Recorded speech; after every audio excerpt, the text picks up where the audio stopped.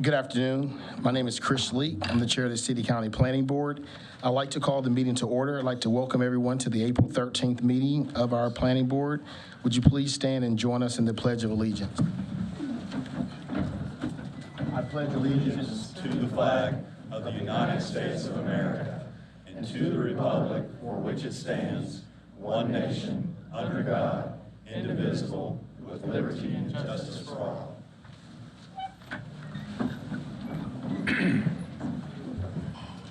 Go all the way.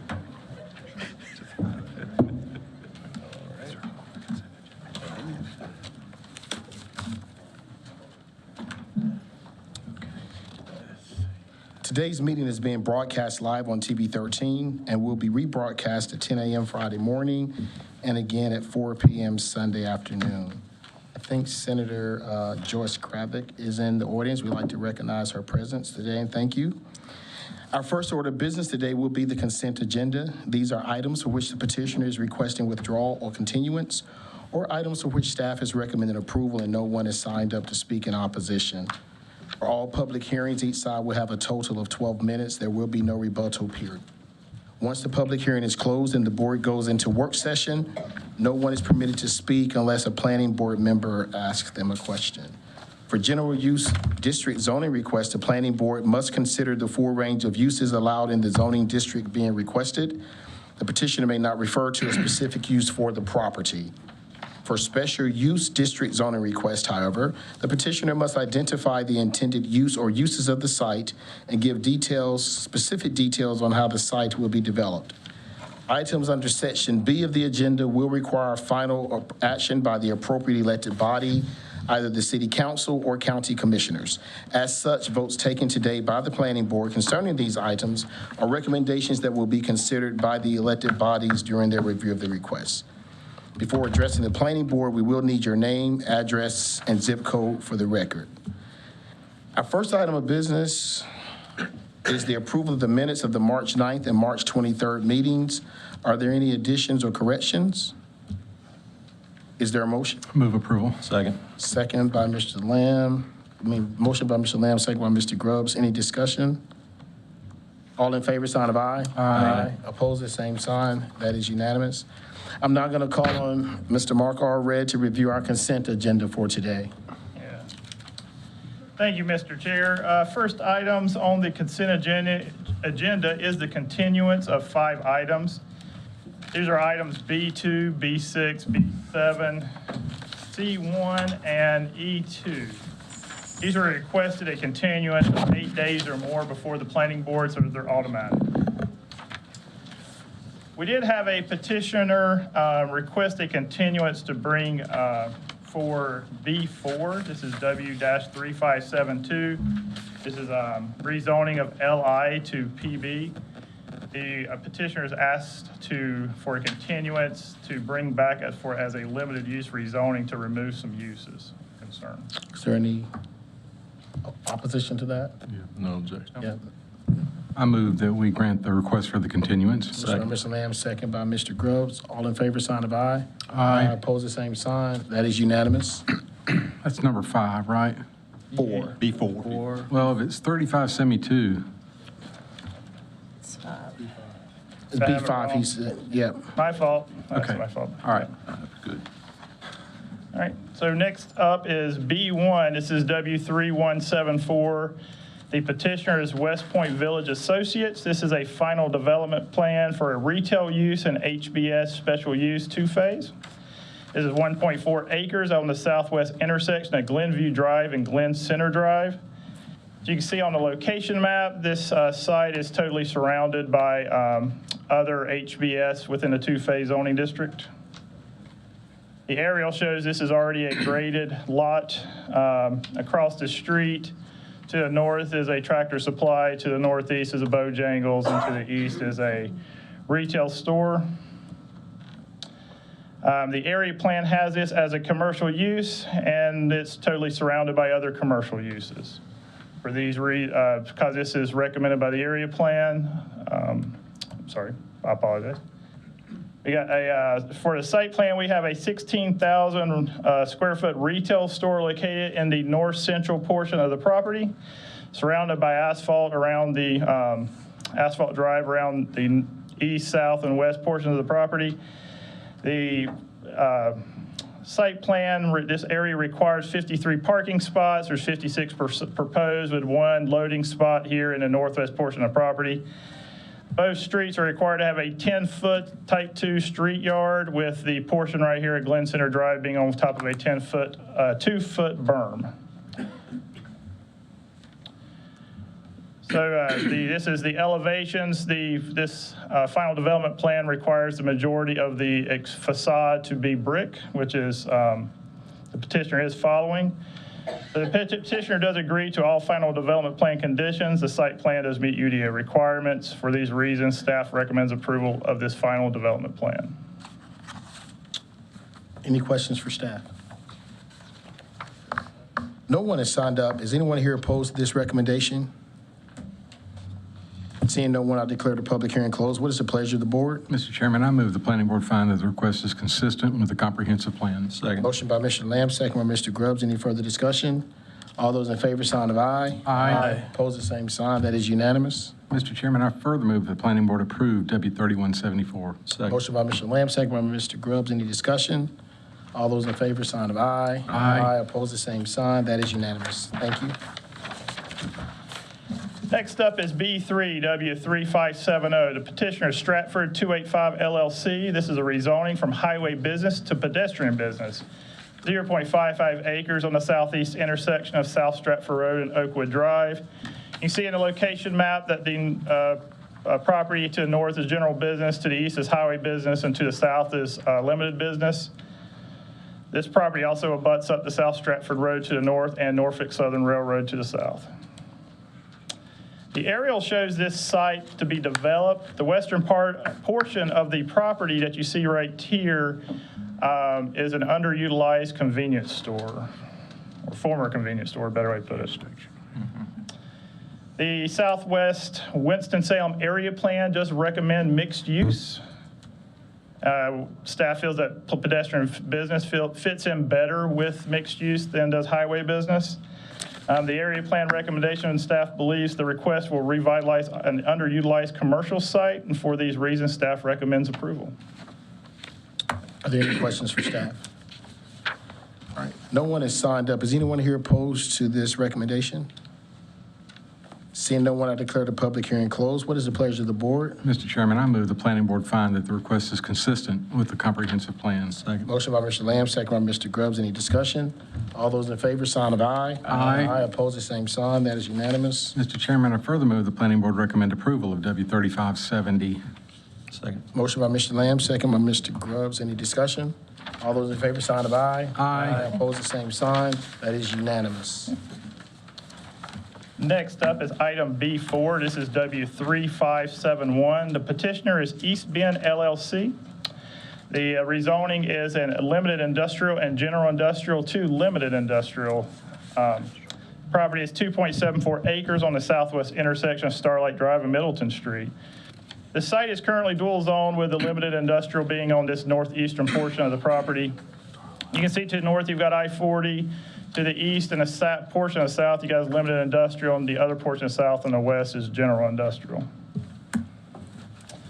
The aerial shows this to already be a developed site with a 47,000 square foot building and parking covering most of the site. There is shared parking and access with the general industrial sites you see here. The area plan recommends industrial land use on this subject property. With the requested being consistent with the area plan, staff just recommend approval for this rezoning. Any questions for staff? All right, no one has signed up. Is anyone here opposed to this recommendation? Seeing no one, I declare the public hearing closed. What is the pleasure of the board? Mr. Chairman, I move the planning board find the request is consistent with the comprehensive plan. Motion by Mr. Lamb, second by Mr. Grubbs. Any discussion? All those in favor, sign of aye. Aye. Opposed, the same sign. That is unanimous. Mr. Chairman, I further move the planning board recommend approval of W 3571. Second. Motion by Mr. Lamb, second by Mr. Grubbs. Any discussion? All those in favor, sign of aye. Aye. Opposed, the same sign. That is unanimous. This is B5. It's B5W3572. This is the petitioner's, this is the one that got continued. Yes. My fault. On to the next one. The next one is B8, which is W3575. Petitioner is Prime Property LLC. This is a rezoning for highway business special use two-phase to another highway business special use two-phase. The reason for the rezoning is they're adding two additional uses. They're adding storage services, retail, internal only, and hotel or motel. This is a 4.75 acres on the west side of Glen Center Drive, north of Glenview Drive.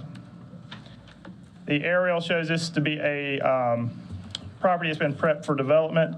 To the north is I-40. To the east and south, you can see the other commercial areas. The only thing that's changed here is this is a Chick-fil-A now. This is not a vacant lot.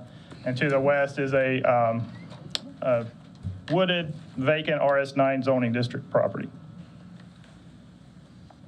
The area plan has this for commercial use for the subject property.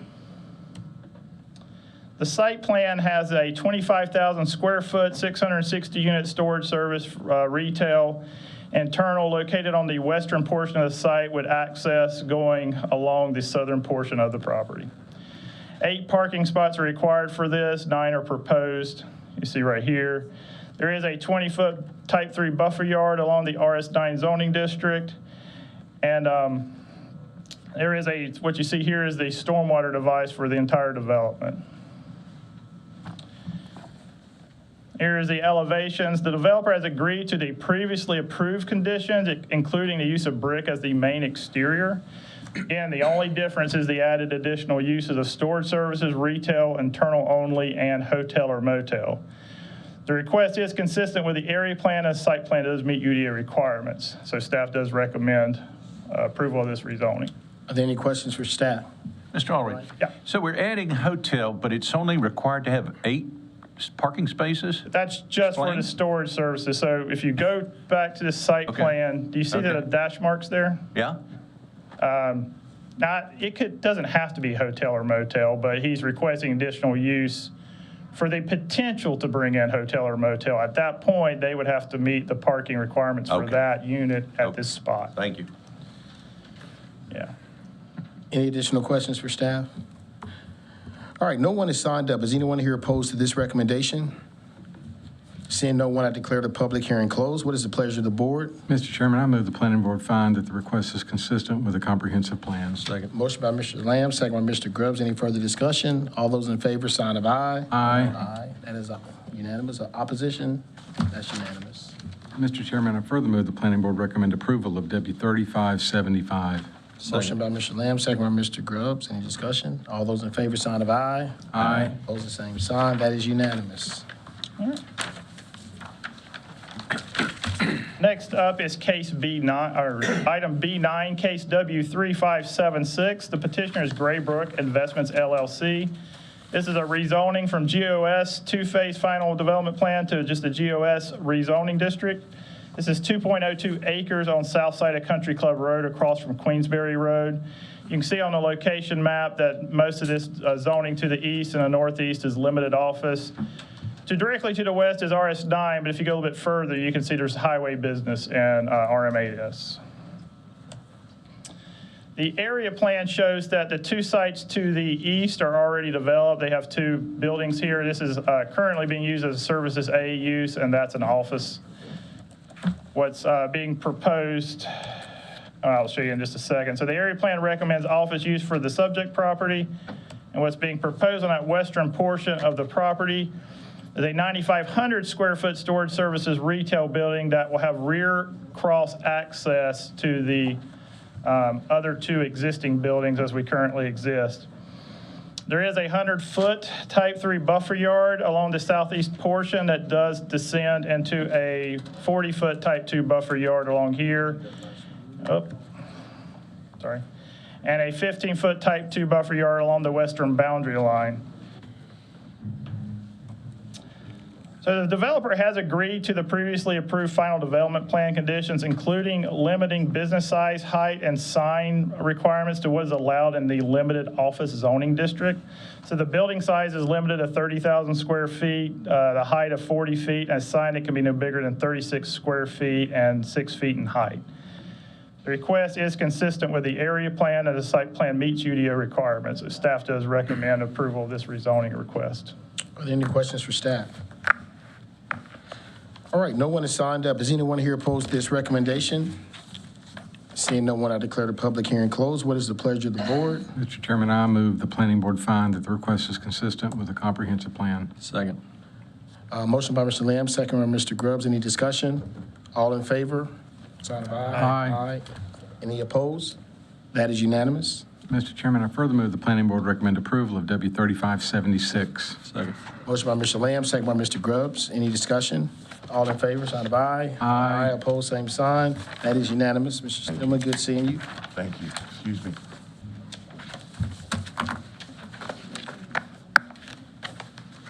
All right.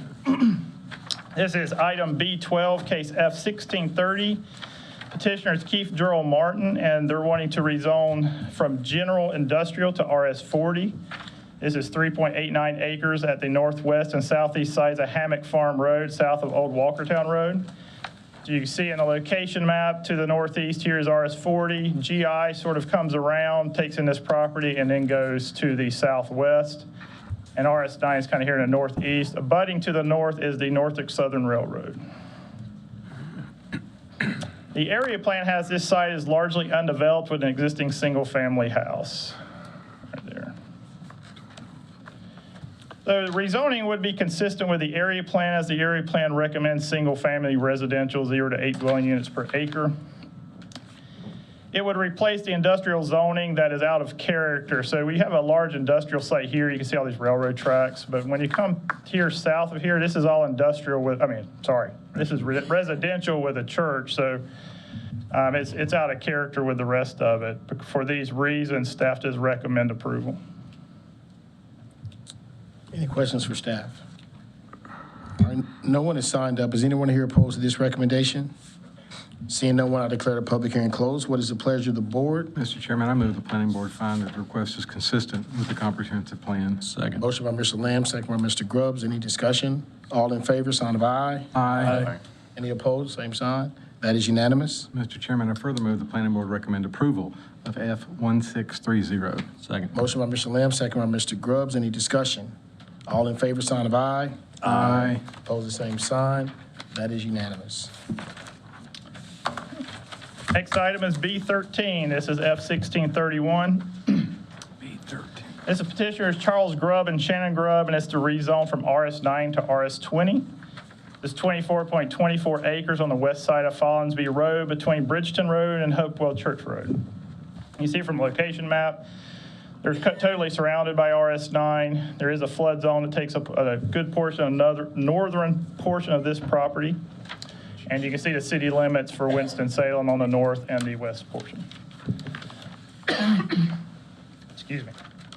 Aerial shows mostly wooded to the south and open area up here to the north. As you see here, again, this is kind of a rural, sporadic of residential. There's some agricultural buildings over here in the northeast, and you have a golf course here to the west.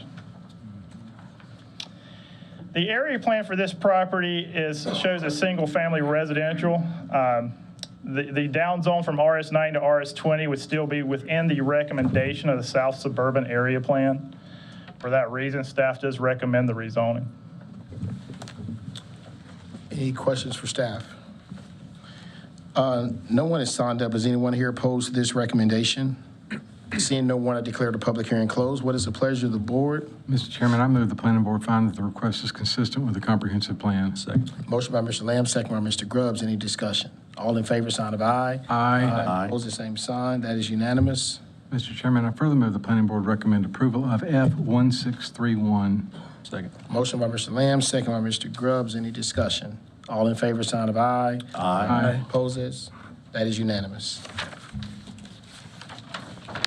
Next up is item D1. This is subdivision 2022140, also known as Rockland West. This is an 8-lot subdivision in RS9, 4.02 acres at the western terminus of Quartz Avenue. So the development is a, again, 8-lot.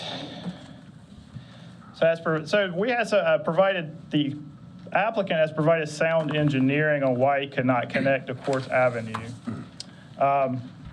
This break here is about a 35% slope.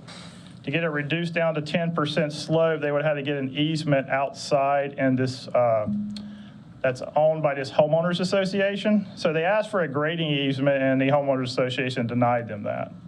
For that reason, they cannot connect to Quartz Avenue. Outside of the not being able to connect, everything else does meet UDO requirements. Move approval. Motion by Mr. Lamb, second by Mr. Grubbs. Any discussion? All in favor, sign of aye. Aye. Any opposed? That is unanimous. This is item D2. This is subdivision 2023035. This is Carrollwood Forest. It's also an 8-lot subdivision RS9 at 4.54 acres at the northern terminus of Carrollwood Drive. And this is just a regular subdivision, meets UDO requirements. Move approval. Motion by Mr. Lamb, second by Mr. Grubbs. Any discussion? All those in favor, sign of aye. Aye. Any opposition? That is unanimous. Next case is item E1. This is Planning Board Review 2023-05, also known as Rosewood Place. This is a 60-lot PRD in RS9, 14.37 acres west of Griffith Road between Waterwheel Circle and Browndale Street. So originally, this was a PBR that was 25 lots. This is a addition to that that's now will be 60 lots. The subdivision does have a 30-foot type 2 buffer yard around the north, south, and western portions of the PRD. There is a common rec area here in the middle, stormwater device in the southwest portion.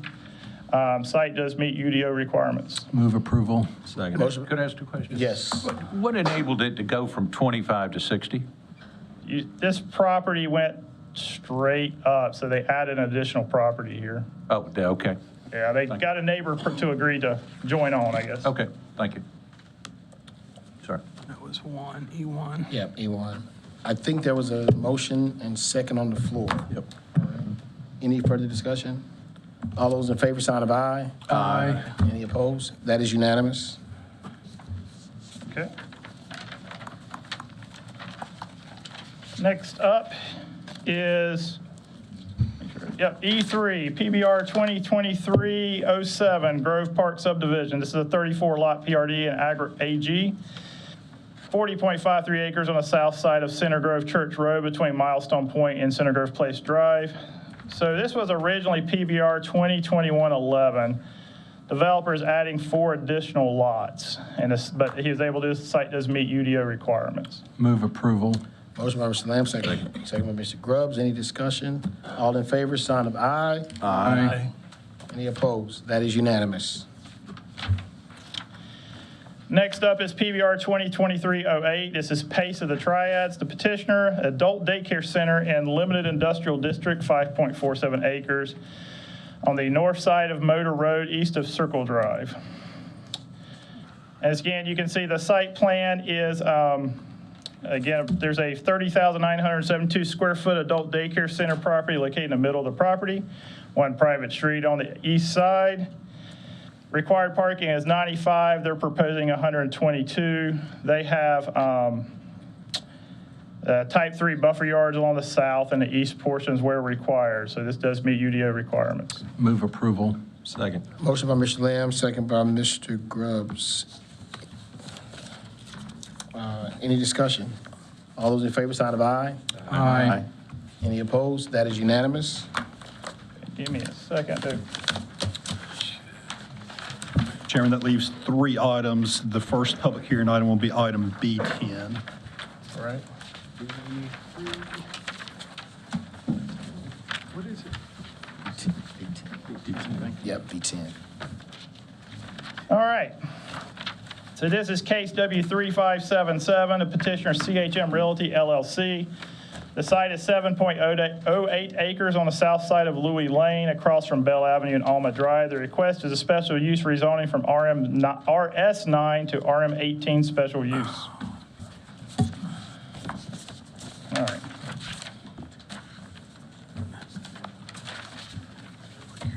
Hold on one second. Why is it doing this to me?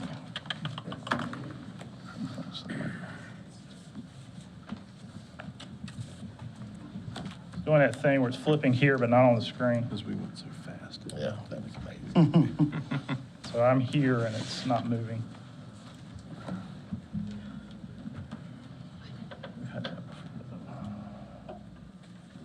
Let me close it out and bring it back on. Yeah, I think it's going to do it. All right. Bear with us just a moment.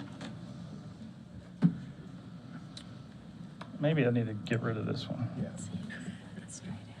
Don't take care of it. Let's try it now. But you were just wanting to snuggle up with me or something. All right. Sorry about that. Okay, this site is in GMA3 suburban neighborhoods. It is right outside the University Haynes Mill Activity Center. You see your you have on the location map, you have RS9 to the north and the east. You've got Highway Business Special Use, which is also part of the University Haynes Mill Activity Center to the south. And to the west, you have RM8 Special Use Apartments. The aerial shows this to be a wooded lot with two perennial streams to the western portion, with one main perennial stream being the west and the southern boundary line of this property. You can see the single-family residential again to the north and the east. To the south, you see the Walmart shopping center. To the west, you see the apartments. Also, one thing you need to see is there's a public right-of-way here that you see it's totally wooded. The farthest the roads currently go is to where Bell Avenue and Louis Lane currently connect right here. Everything else is a wooded but open right-of-way. Okay. The area plan shows that this is to be single-family residential, 0 to 8 dwelling units per acre. To the west also shows the same thing. However, we did approve this to RM8 special use. The reason behind this is because Noel Drive does give a current existing access to University Parkway. And make sure I tell you right. I think it's Nika Drive. It takes you to Stanleyville Drive. And this allowed for direct connection to a boulevard and a minor thoroughfare. It also allowed for pedestrian connection to be able to access to University Haynes Mill Activity Center and to the transit stop here at the McDonald's. Currently, the way the site is right now, this does not have those connections, even though it does abut the activity center. This is looking west on Louis Lane. Subject property is on the left. This is the intersection of Louis Lane and Bell Avenue. Noel Drive is proposed to connect at this intersection. The proposed entrance to development would be to the left. This is looking north on Bell Avenue. Subject property is behind me. This is looking south at the intersection of Old Hollow Road and Bell Avenue. Subject property is 1,300 feet straight ahead. This is the terminus of Alma Drive. The subject property is 130 feet straight ahead. And this is looking north on Alma Drive. Subject property is, again, 130 feet behind me. Here is the site plan, as you see here. There is 7 multifamily apartment buildings that are being proposed for this site, which would be 220 apartment units and a density of 12.88 units per acre. There's currently being proposed as one access point where Bell Avenue and Louis Lane intersect. The petitioner is also proposing to extend Noel Drive, where it currently is right here with, I can't see that this far away, but I think it's Nita Lane and then Noel Drive. That comes all the way across, connects to this intersection, and also connects Alma Drive to it right here.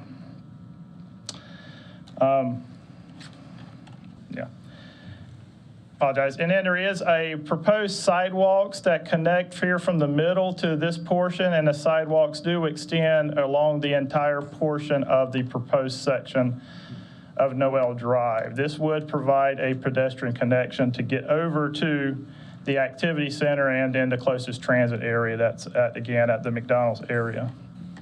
The site itself has a type 2 15-foot buffer yard between the apartments and the residential property owners here to the east.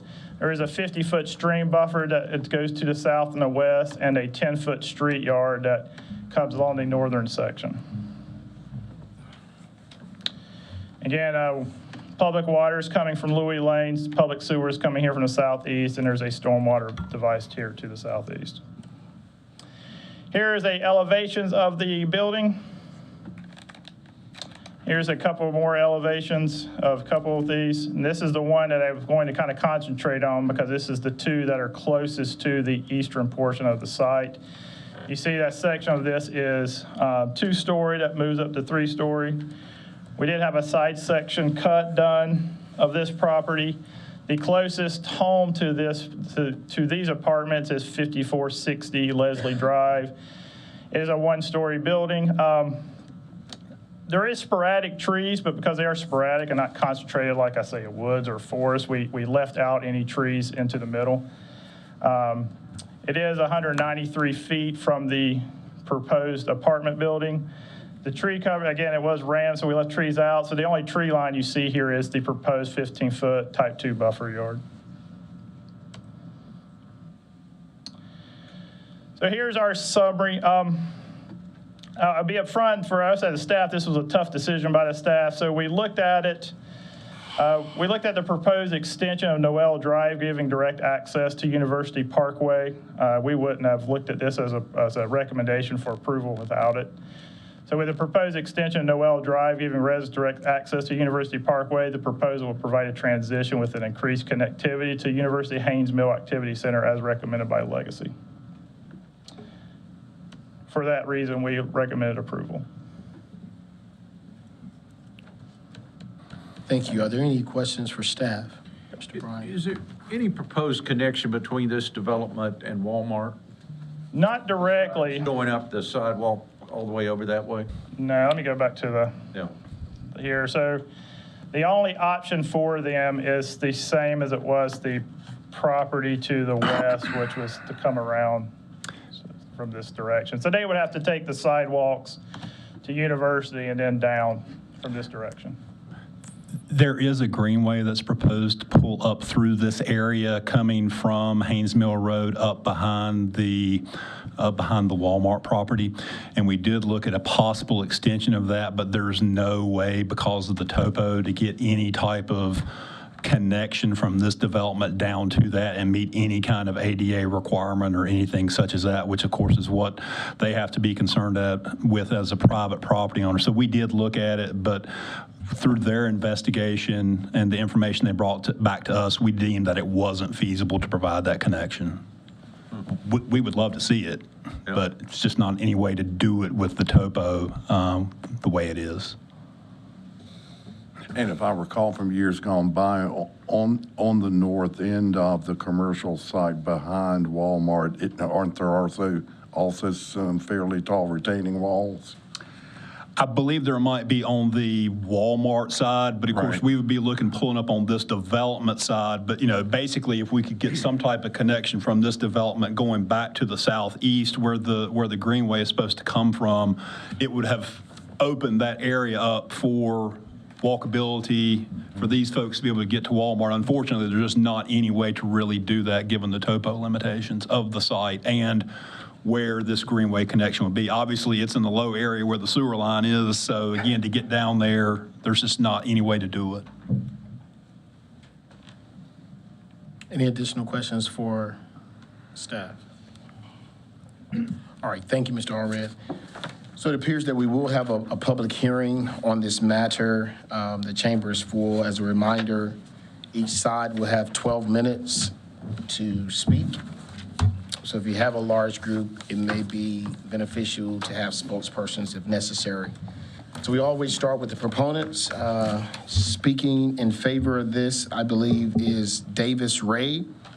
Mr. Ray, if you would state your name, address, and zip code for the record and tell us about your case. Good evening, afternoon. My name is Davis Ray, Winfield Properties, 5614 Riverdale Drive, Jamestown, North Carolina. And your so zip code, sorry. Sorry, 27282. Thank you. As referenced by staff, we are proposing to rezone the 17.08 acres from RS9 to RM18S to allow for the 220-unit proposal we have in front of you. We have met with the neighbors at a previous meeting on March the 28th and had some concerns there, one of them being the extension of Noel Drive and only having that one access point from Bell Avenue. As discussed, working with staff and listening to the concerns of the neighbors, that was an adjustment that we made. There were, left it out, but Winfield Properties is a 51-year-old company based out of Jamestown, North Carolina, specializing in the development, property management, and construction of these communities. So when these communities are built, it's not something that we build and leave town. We hold them, own them, and manage them for the life of the property. So with that, I wanted to make myself available for any questions that you may have. If not, All right. Thank you. thank you. Could I ask him a question? Sure. Yeah. What other concerns did the neighbors have, and what other things did you consider in the midst of this? So one of the concerns that were brought up was the devaluing of their properties because of this development. We have at our disposal anything we can share with them, some national articles that actually recommend the opposite of that. You take a vacant piece of property and you bring it into a community, it adds to the community. There were some concerns of crime. I expressed to the neighbors that we have a close relationship with all of the police departments in the municipalities of which we serve. We host a national night out event to encourage increased police awareness. We work with the police department to utilize our site as needed, not only for patrol, but to monitor some things around our property to address those. And then outside of that, there were some traffic concerns with respect to coming in one way through Bell Avenue and one way out. This project did not require a TIA at the time. And like I said, we did go ahead and make the switch to extend Noel Drive. Thank you. Yes, sir. Any additional questions? So the concern was that there's only one access. Right. And so the concession was the extension, not to consider a second point. Well, we went through multiple interdepartmental reviews with the city and took all of their notes. One thing that we try to do on our communities is not only work with the city and understand what every single component and department of the city is requesting or requiring, but at the same time, we try to limit it to as few access points as possible to limit the amount of traffic that's just speeding through the property. As you can see on the map that's in front of you, there is I guess it's okay for me to use this mouse if it's, well. No, you have to look at it in front. Oh, yeah, that's messing with me. Okay. There you go. So this is a point right here that would not be, project altering, I guess you would say. We could probably find a way to include an access point here as a second point of access. As you know, to the east, there's no way to access the site to the east, the south, or really due west. If I could, I just want to just a little bit of explanation. Whenever the project first came in the door, everything west of Alma Drive, which is in the area where Mr. Ray was pointing to there, none of that was there. So the only way into this development was via Alma, Bell, and Louis. So, through those, and again, through the interdepartmental comments and through, I think, what he heard perhaps at the neighborhood meeting, the connection out to Noel, again, gets it out to a major thoroughfare and kind of links it back more to the more intense development to the west versus the single-family residential development to the north and northeast. So that was the additional connection. It wasn't I can't speak for what the request was at the meeting, but there weren't any concerns from our standpoint from only having a single point of access into the multifamily project itself off of the street. It was connecting that street back to the west. Okay. And the site will have sidewalks on the, what's that street? Alma? No, what's the name Noel? of the street? Noel Street? Yes, sir. And the apartments next to it, are there sidewalks there too? I missed. I would have to, I do not know if they have the sidewalks there. I'm assuming, Because I know we were talking about having access back to university, and so sidewalks should connect to sidewalks ideally. Sidewalk to nowhere. But the road improvements will end at the northeast corner of your property, right? that's correct. Okay. Any other questions Is for, that going to be a public street or a private? It'll be Yes. public because it's on the public right of way.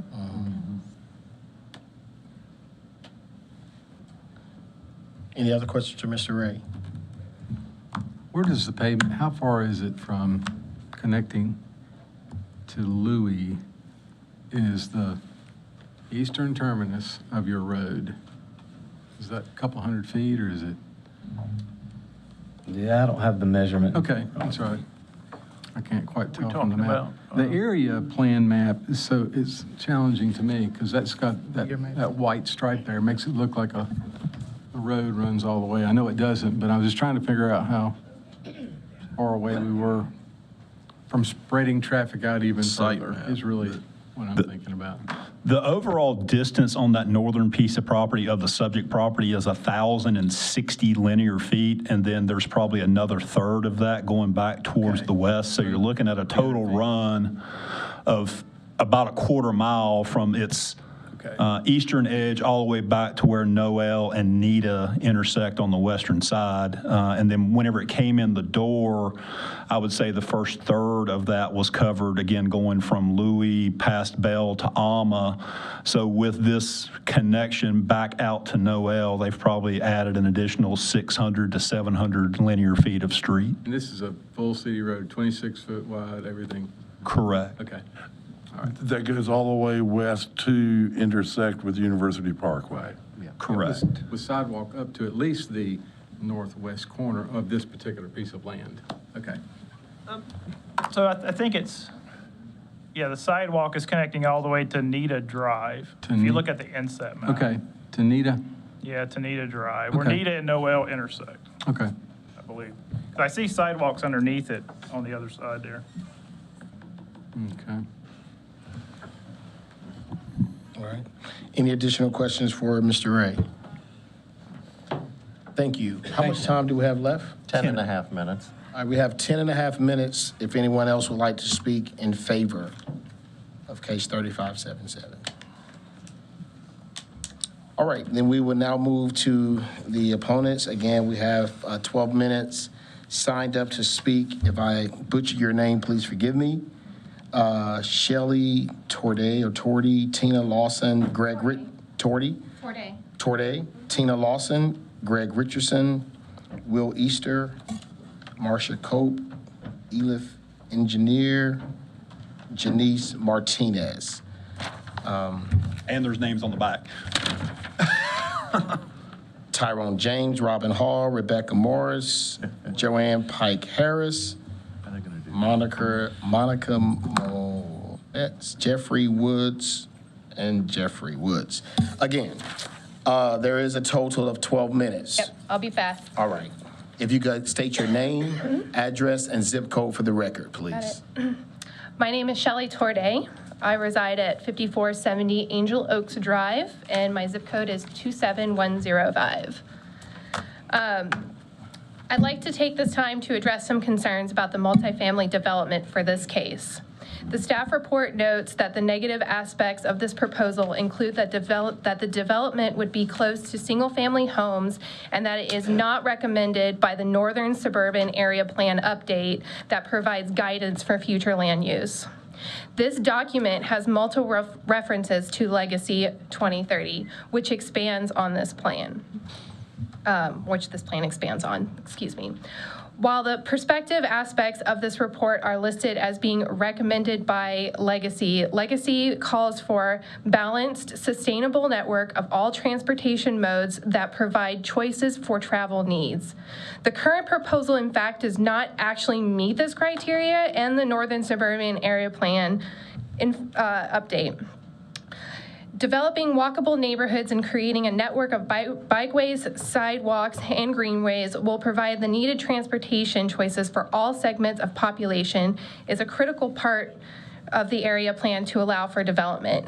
University does not have sidewalks, at least from Noel. And the only other form of transportation other than a car is going to be the bus stop, and you would have to walk all the way. Also, the Northern Suburban Plan updates states that mobility along this facility is hampered due to the discontinuity of the existing cross-section. If the city plans to put low-income housing, they should have those systems in place that would support large increases in pedestrian traffic and not assume that the residents have reliable transportation.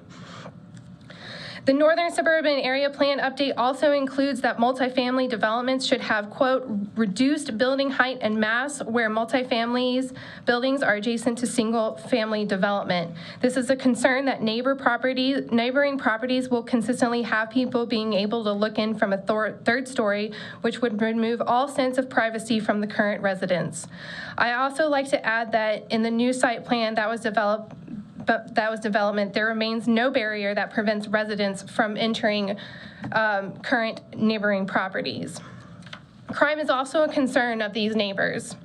Currently, there resides a multifamily apartment building that there is nothing but trash and transients that hang out in this area, and no, there is no sidewalk. Another component of the Northern Suburban Area Plan update is for multifamily developments to have their, quote, parking lots that are well lit and visible from windows and doorways to help increase safety and discourage crime. In this current site plan, there's no mention of any lighting in the parking lots. We want to keep our neighborhood peaceful, and not following this criterion opens up that window of crime. I'd also like to address that the fact that there has been other rezoning requests for multifamily uses, and the substandard roads that are currently available were one of the negatives as well, which have not changed since 2014. At this time, I do want to give everybody a voice because I feel like everybody deserves a voice, and 12 minutes may not be as an opportunity. So silently, if you are opposed of this, I recommend you stand up. So please know, these are your neighbors. These are the people that pay your bills. So thank you.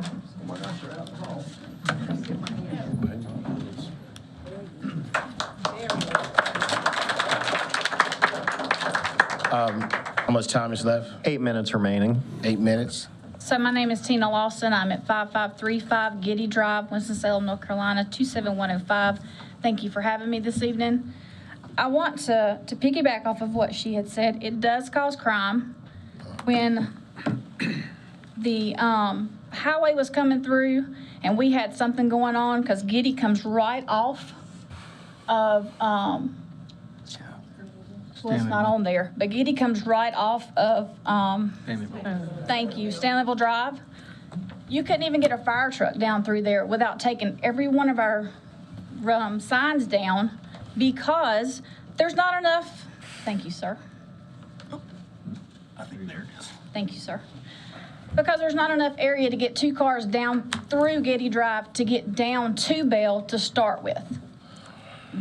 We had to put speed humps, not bumps, speed humps in because the traffic is so bad.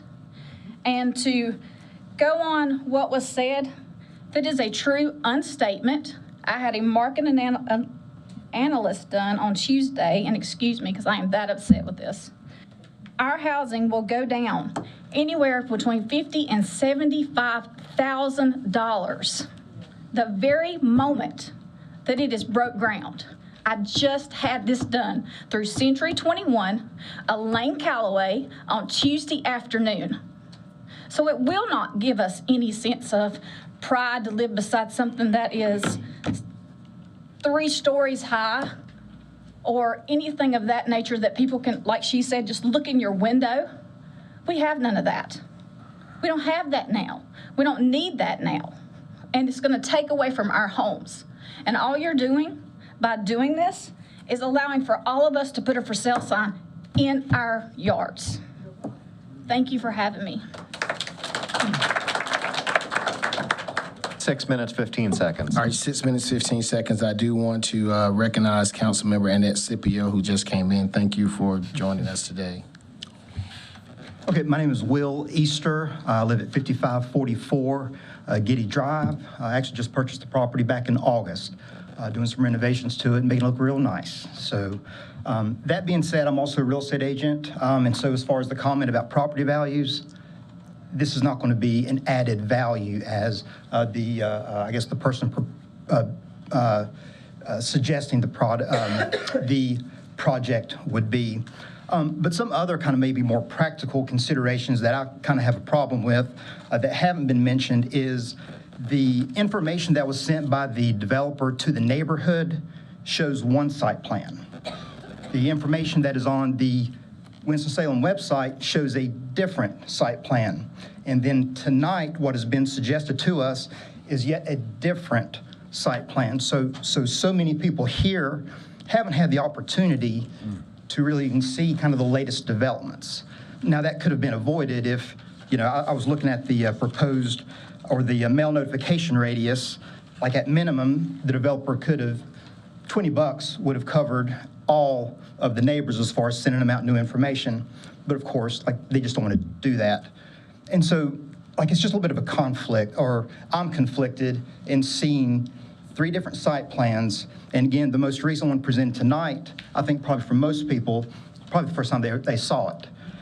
So those are just some problems. And also, I was a little disappointed just even in the location of the rezoning signs. One of them is at the end of the dead-end road in the woods.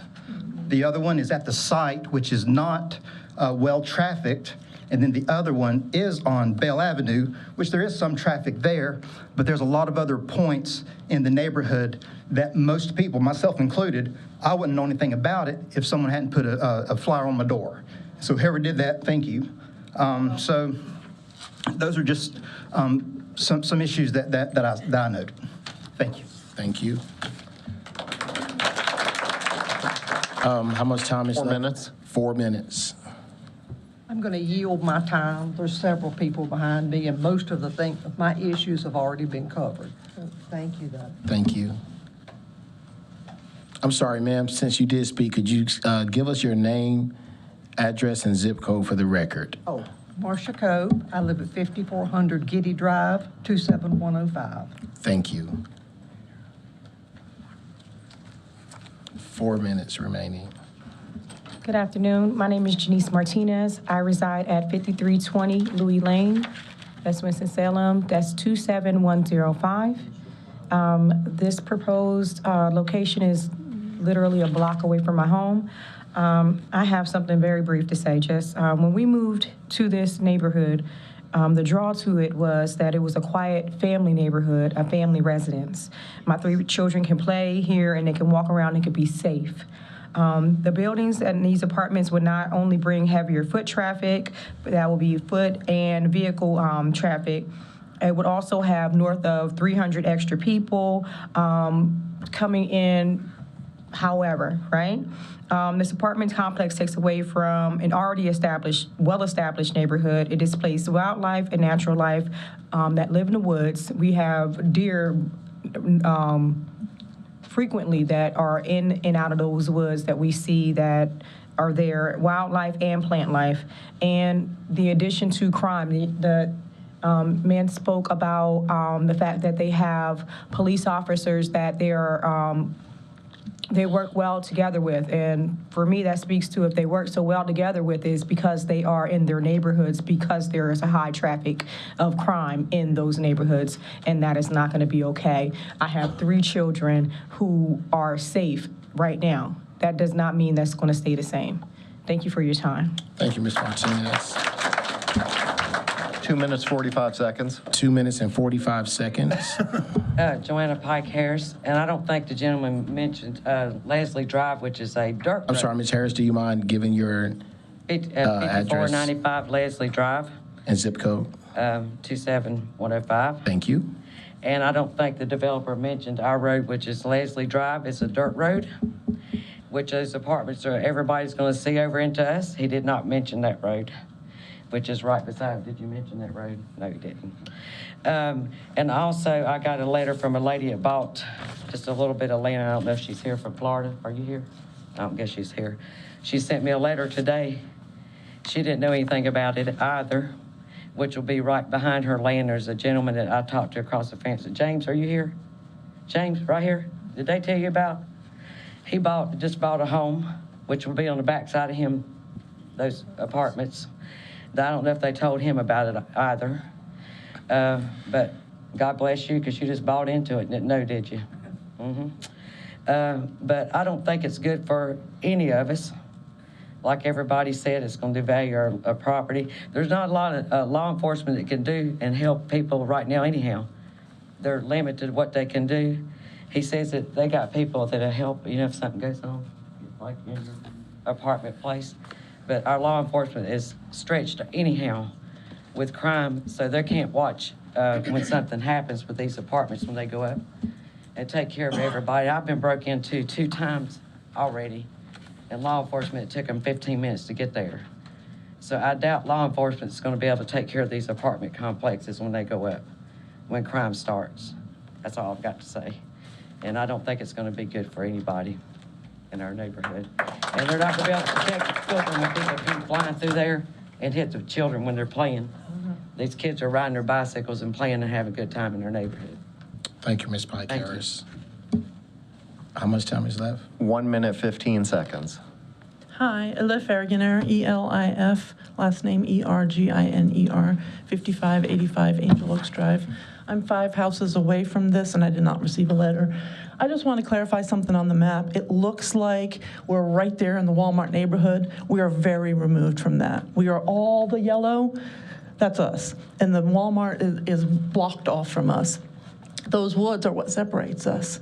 So we don't want apartments, and we don't want the sidewalk that connects us to University Parkway, because that's allowing access from University Parkway. And you know what? It's not it looks like a well-developed area. You got a Walmart and you got a Chick-fil-A, but the fact is we don't have a grocery store. We don't have bus stops over there.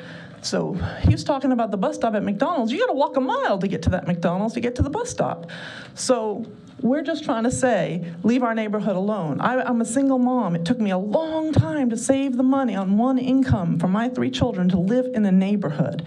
I grew up middle class, and I'm not middle class anymore, but I live here because it's safe, because I have these wonderful neighbors.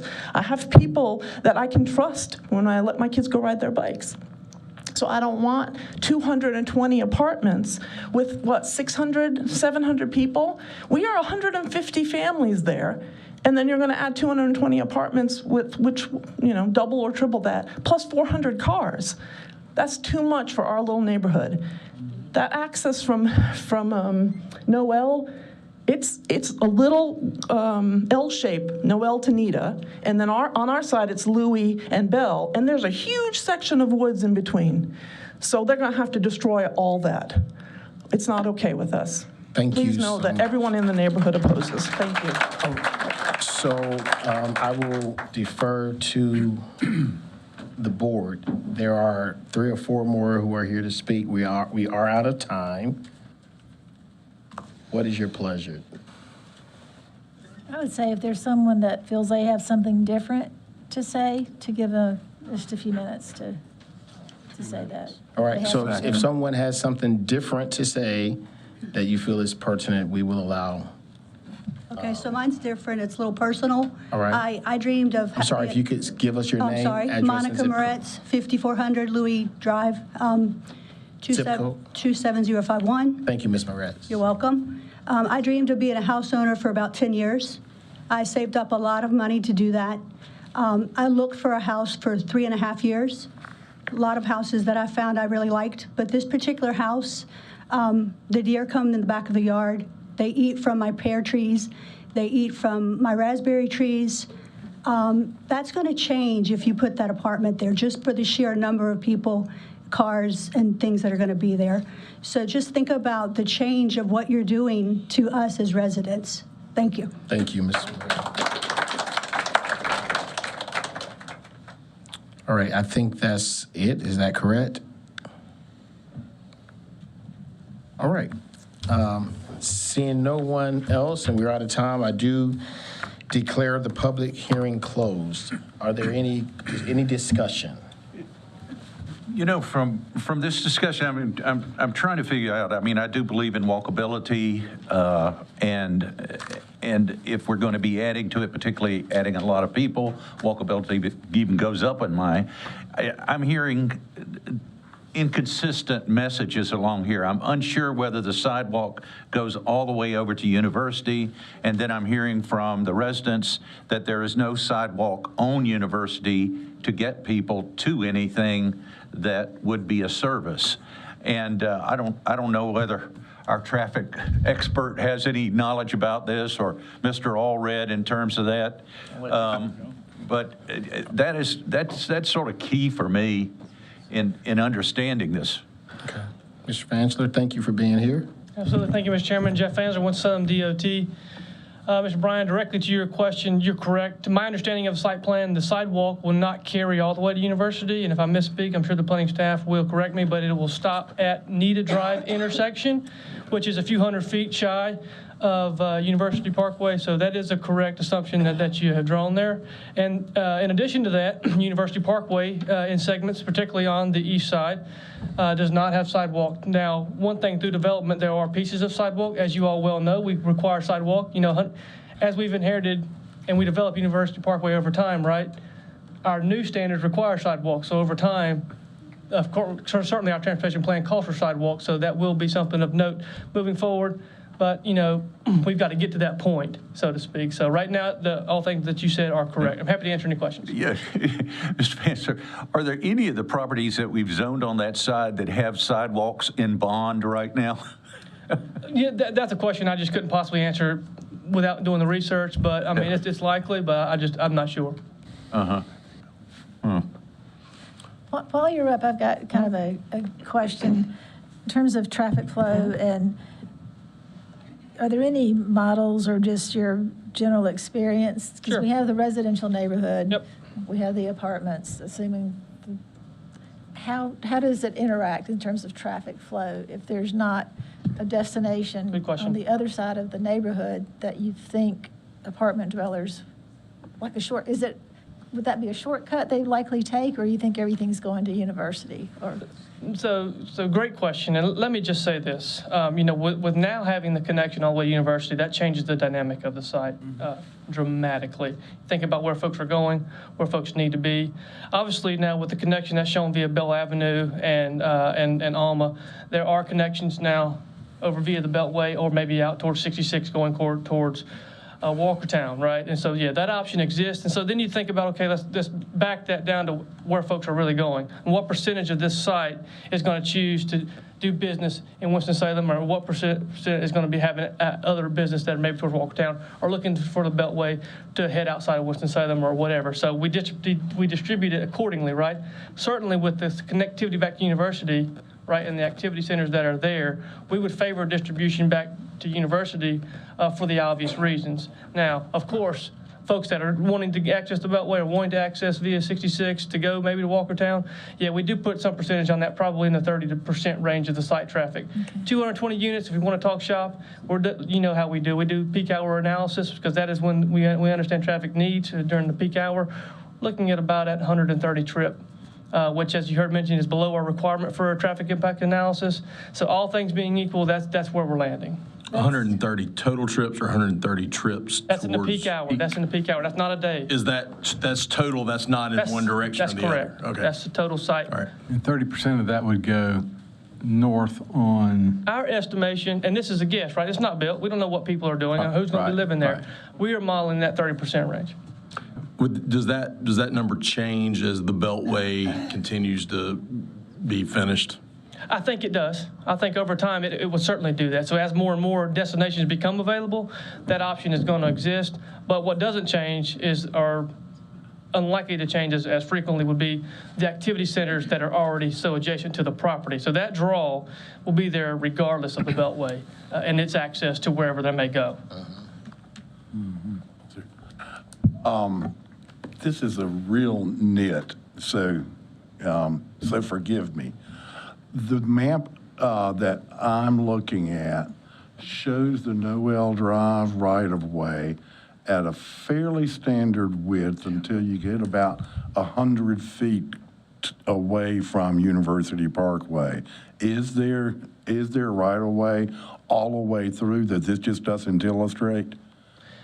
Now, there's right-of-way all the way through. The width may vary. I just have to go check. I'm not prepared to answer if the width is varies all the way through to University. I'm just not prepared to answer that. But no, it is a public connection all the way to University today. You're talking about that Noel Drive piece, right? Yes, that's just not what this map seems to show. Again, to answer your question, if you actually flip through the slides to the aerial, if you can. Which one am I going there? You have to go the other way. Okay. This one? It doesn't go far enough to the west. There is, I believe that probably the right-of-way is narrow, but it goes through two existing businesses that have essentially parking lot that is, I think, treated like the road. So, I mean, and again, I can't speak to how long that situation has been there. There could be an assumed maintenance area that the city maintains that's technically outside of the right-of-way, but it is, you gonna pull it up?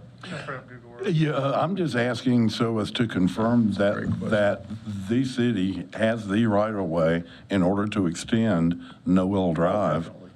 They could take what they needed. If they need it. Right. Yeah. So, and that would be, if there were a problem with that, potentially if this were approved for the connection to be there, it would invalidate. The site would have to come back again if it turned out you couldn't do that. No, I mean, because I'm assuming that the city went in and resurfaced that portion of Noel right there. So again, it's, the city, the city maintains that. Okay. No. Did staff explore with the developer any potential less dense multifamily uses somewhere in between RS9 and RM18? I will, again, as I've told some folks already, this was a decision that we debated back and forth amongst staff. I mean, this wasn't an easy call. The decision to recommend approval of this was dependent upon the connection to Noel. So whenever the connection to Noel was made by the developer, it tipped the scale slightly to in favor. If you're looking at this from a planning perspective, the density that is being proposed here would be better if this were flipped with the property further to the west, where NEDA was developed at the RM8S densities and this RM18. But of course, we are where we are. The proposal that was brought before us was for this. I mean, obviously, the developer, and I can't speak for the developer, but the developer has a model that they generally use. I don't believe they have any townhome type projects or anything with a similar density that would be more in the RM8 portfolio. So again, yes, we talked about it, but from looking at weighing the pros and cons from the situation we're having with needing housing of all levels, single family, townhome, multifamily, affordable, working class, market rate. We felt like that in this case, with that connection back out to Noel, that we could support it.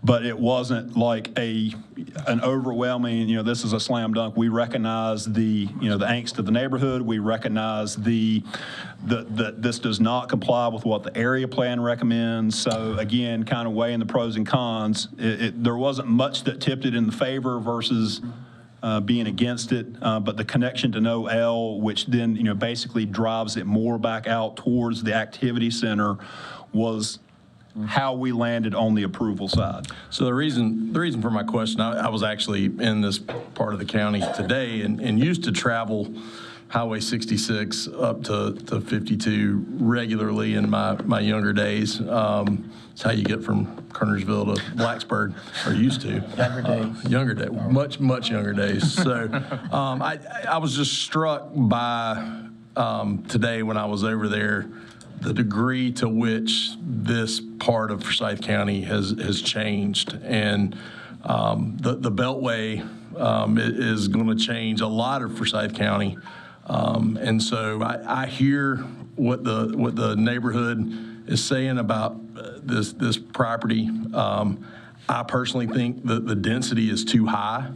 I think it's too extreme to go from RS9, whether it abuts a shopping center or not, all the way to RM18. I think so I say all that to say, I hear you.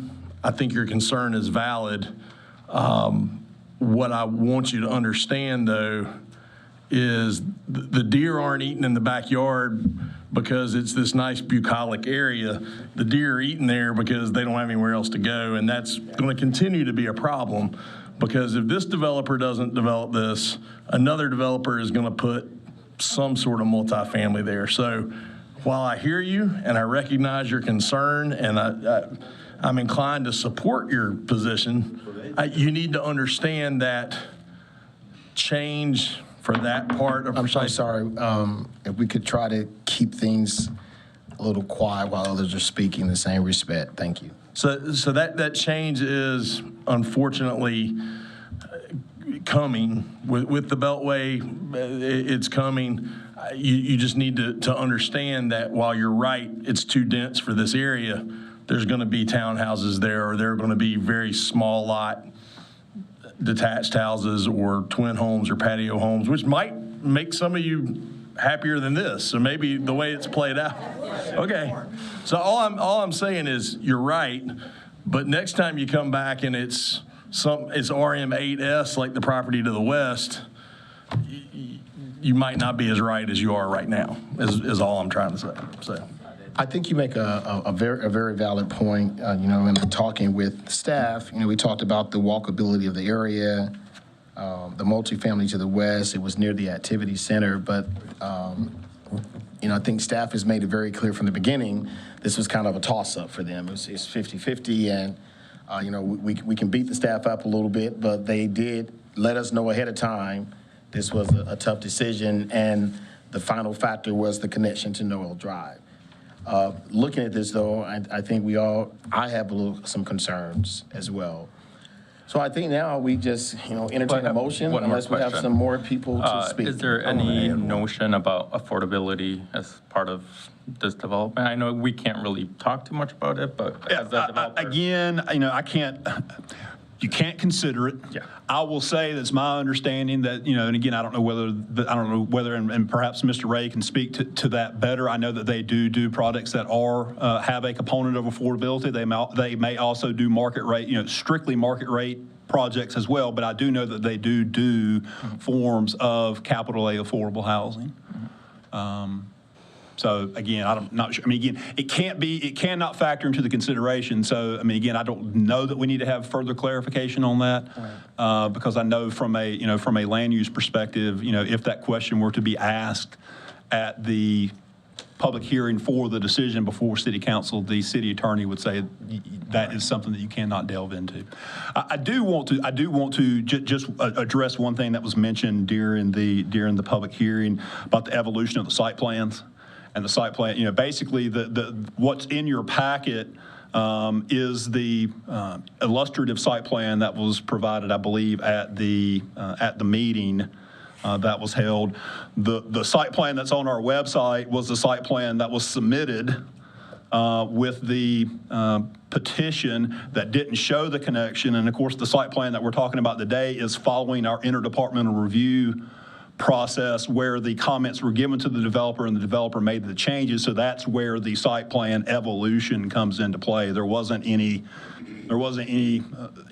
untowards. We weren't trying to hide anything or pull a bait and switch. That's generally how things evolve over the course of time. The developer has to have a neighborhood meeting prior to the public hearing. There's a deadline for that. So a lot of times they send things out early in their process. Then they have what's actually submitted, and then they have the revised plan to address our comments. So I did want to explain that. Yeah, and I'd like to address one more misconception too while we're addressing misconceptions. To the comment that everybody in the room pays our bills, I would love that to be the case because there are a lot of you here, but with the exception of the two gentlemen on the very end here and the folks at the Horseshoe, all of whom are vastly underpaid, everybody sitting right here is a volunteer. We're not compensating in any way for being here. Most of these folks are taking time away from their businesses to be here to advocate for good planning in our community. So I want it understood that we're not benefiting one way or the other by any of this. So just so you know. Could I ask Well, before you do, I know Mr. Stillman was trying, and then I'll recognize you. I was just going to add one remark to extend the thought pattern Mr. Grubbs has just expressed to us all. In my former full-time commercial real estate brokerage business, I became very familiar with this neighborhood, with this specific property as well. And I will say it was on the market for detached single-family housing for more than a decade. I think the market has responded saying that's probably not going to be the answer. RM18 may be overstepping the answer. I think there can be some real harmony somewhere between the two that literally works for everyone. I also wanted to follow up on Mr. Grubbs. Can the staff estimate for the folks here how many RM8 units would be in not only this, but the other areas that are undeveloped right now? This area is going to be developed. I mean, we know that. Right. I mean, university is hopping. And I mean, is there some calculation that would tell them about what they're going to see in the future at the current or pretty close zoning? At RM8 zoning, if you were to max out the subject property at RM8, this is 17.8, 17.08. Anyway, quick math, 142 units of multifamily could go here at RM8, which is the density that's directly to the west. Now, whether or not they maxed out their density on that project to the west, I don't know. I would say it's probably 7 to 8 units per acre, and it's probably 5 acres. Probably 35, 36 units would be my guess. The density on this site's not maxed out, is it? It's 12.2, 12.32. Not actually 18, and I wondered if you lost some was going to 2 stories. So I wondered, is the 18 for height? Well, the 18 is because you've got RM8, RM12, and RM18, and they're over the RM12. So they would have to be RM18. But to answer your question, yes. I'm not sure what RM12 does, but I know RM8 has a 45-foot height limitation, whereas RM18 you can go up to 60 feet. That's something that we're going to look at another work program item, because the next case we're going to hear that we have a public hearing on, actually they are going with the RM18 zoning district because of the height restrictions of RM8, because they actually have a density of less than 8 units per acre, but they need to go with RM18 because of the height limitations in the lesser districts. I just wondered, since they had dropped some of the height down. Well, they were 12.88, so we still have to round up. So they're 12.88, but RM12 also has a 45 max height, so you're right. Either way, it would have been an RM18, whether it was by density or by height. But the height, what I'm trying to visualize, the height is not, the highest points are not adjacent to the neighbors because they took the roof line down next to the single-family Correct. Except for the single-family homes on the north side of Noel Lane. I don't think that's the case. But again, with there, you're dealing with topo. Those buildings actually sit below grade with a retaining wall behind them and a slope up to the road. So effectively, you're at 2. You're probably at a net of 2 stories in that area from Noel Drive. So from a practical, what's going to be on the ground, you're as close to an RM12 density, not RM18. Correct. The height difference in practice, what's on the ground, what's going to be visible is closer in line with the RM12 than the RM18. Not measured from the ground up. You could make that but- argument. Well, I'm just trying to put, Into perspective. because the density to me is the concern, big concern here. It's going to be developed, you're going to lose the wildlife that's there. You're going to have the same things except for the density and how it's done, so. George, did you get a chance? Okay, would anyone else? Yeah. Yes. Haven't we always, I mean, for 20 years that I've been on the board, we've always tried to put the highest density right next to a metro activity center. I don't think we call them that anymore, but. Yeah, I mean, yes, we do. Again, that's another reason why we could support this. But keep in mind, you do have a creek that pulls through here that kind of does act as a natural dividing line. So you have this density here. It is adjacent to probably the most intense area of this activity center, being the Walmart, the Super Walmart, and all the shops and out parcels and things associated with that. But in this context, of course, it does orient more to Haynes Mill Road and not back to this single-family neighborhood behind here. That was a determinant, again, with the connection to Noel and the fact it was adjacent to, again, you can look at this as a transition back to the single family. Again, it would be preferable if this were a lesser density transitioning back and it integrated better to the activity center. So again, that's what I'm saying. When you kind of weigh the pros and the cons, I mean, they're right there together. There was just a little bit more in our mind that swayed it for approval. But again, I mean, anyone a reasonable person could make the argument to the contrary. I think the one thing that Mr. Grubb said that I think we all need to keep in mind is a lot of times in our neighborhoods, we're very protective of our neighborhoods. I understand that. And, there is a housing shortage in our city. And so many times over my time on the planning board, we all get hung up on what it's going to be, what it's going to look like, who my neighbors are going to be. But at some point, it will be developed. And you all may be back again if this doesn't get approved today. It will be developed. We don't know what's going to go there, but just keep that in mind. I share that wherever I go. People need places to live. All right? So with that, thank you. With that, are we ready for a motion? Is there any other discussion? All right. Anybody would like to make a motion? I'll move. Yeah. The planning board find the. Can you get in the mic? I'm sorry. I'm sorry, I apologize. This is B10, right? This is B10. Yeah, I move that the planning board find the request is inconsistent with the comprehensive plan. Well, motion by Mr. Lamb, second by Mr. Grubbs. Any discussion? All those in favor, sign of aye. Aye. Opposed, the same sign. That is unanimous. Yeah, further move that the planning board recommend to the elected body approval of W3577. We have a motion for approval by Mr. Lamb. Is there a second? I'll second. Second by Ms. Smith. Any discussion?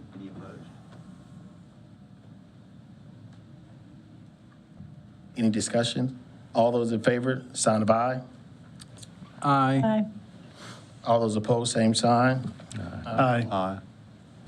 That is 4-3. Did you get us? Motion fails. Mr. Chairman, I believe probably do we need to have to count us? Yeah. I believe we need to then have the inverse of that motion. Okay. Not for So, You have your. Oh, here you go. And we do not need another motion on the consistency statement. Right. Mr. Chairman, I move that the planning board recommend denial of W3577. We have a motion by Mr. Grubbs. Is there a second? Second. Was that be third? What? I know you both went the same. Second by Mr. Bryan. You said second. Everybody looked at me. I was like, okay. We just surprised you. Who did say it? Oh, yeah. Okay, that's what I thought. That's what I had down. Yeah, Just making Mr. sure. Farabee, they said it at the same time. Oh, okay. So we have a motion for denial on a second. All those in favor, sign of aye. Aye. Aye. Okay. All those opposed, same sign. Aye. All right. Motion fails. Thank you. So we need some time to clear the chamber. Mr. Chair, if I could just keep in mind, this is a recommendation. It will go, at this point, it's scheduled to go to City Council for their first meeting in May, which is May 1st. So again, this isn't the end of it, but, make sure that you should get a notice of the meeting. I don't know whether it will be continued, but I just wanted to make sure that that was said. All right, thank you all for coming, and if you don't mind, we do have a few more cases, and we're trying to get home to dinner as well. So if you could exit the chamber as swiftly as quality as possible. That was just certification.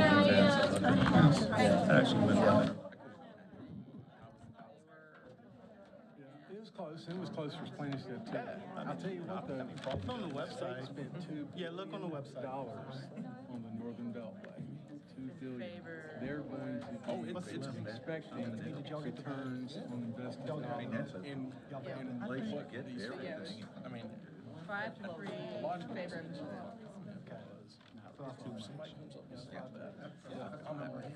Well, it's a great area for workforce housing. It really is. I mean, single family, nobody, it's not in my backyard.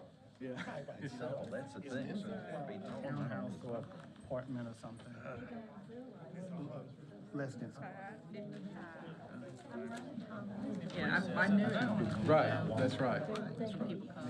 Everybody go. Firefighter. I mean, I'd love to be next to a greenway. That would, Mark. I think we know.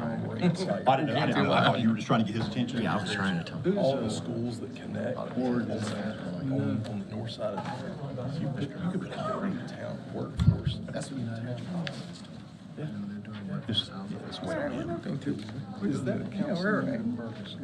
It's not too bad. the site? You better pick it up. There's awards. This is Councilmember Burke. Okay. Yes, sir. Yes, sir. And her new community assistance liaison here is furiously taking notes.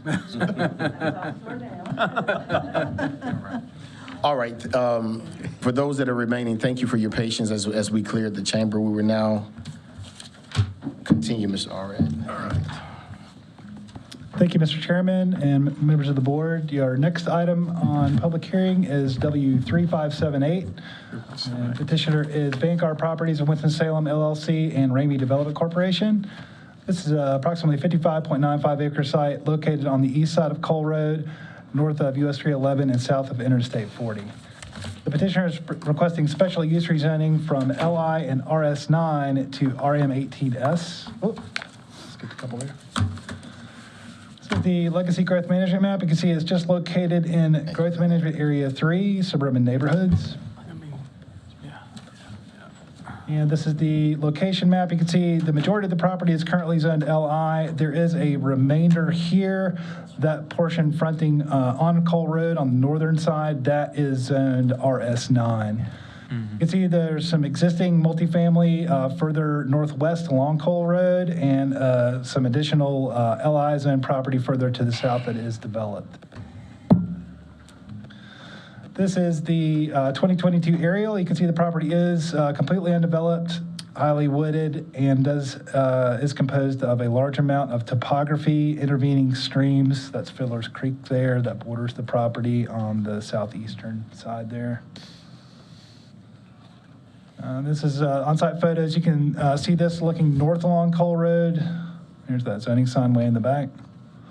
This is further south along Cole Road. As it curves around, going to the south.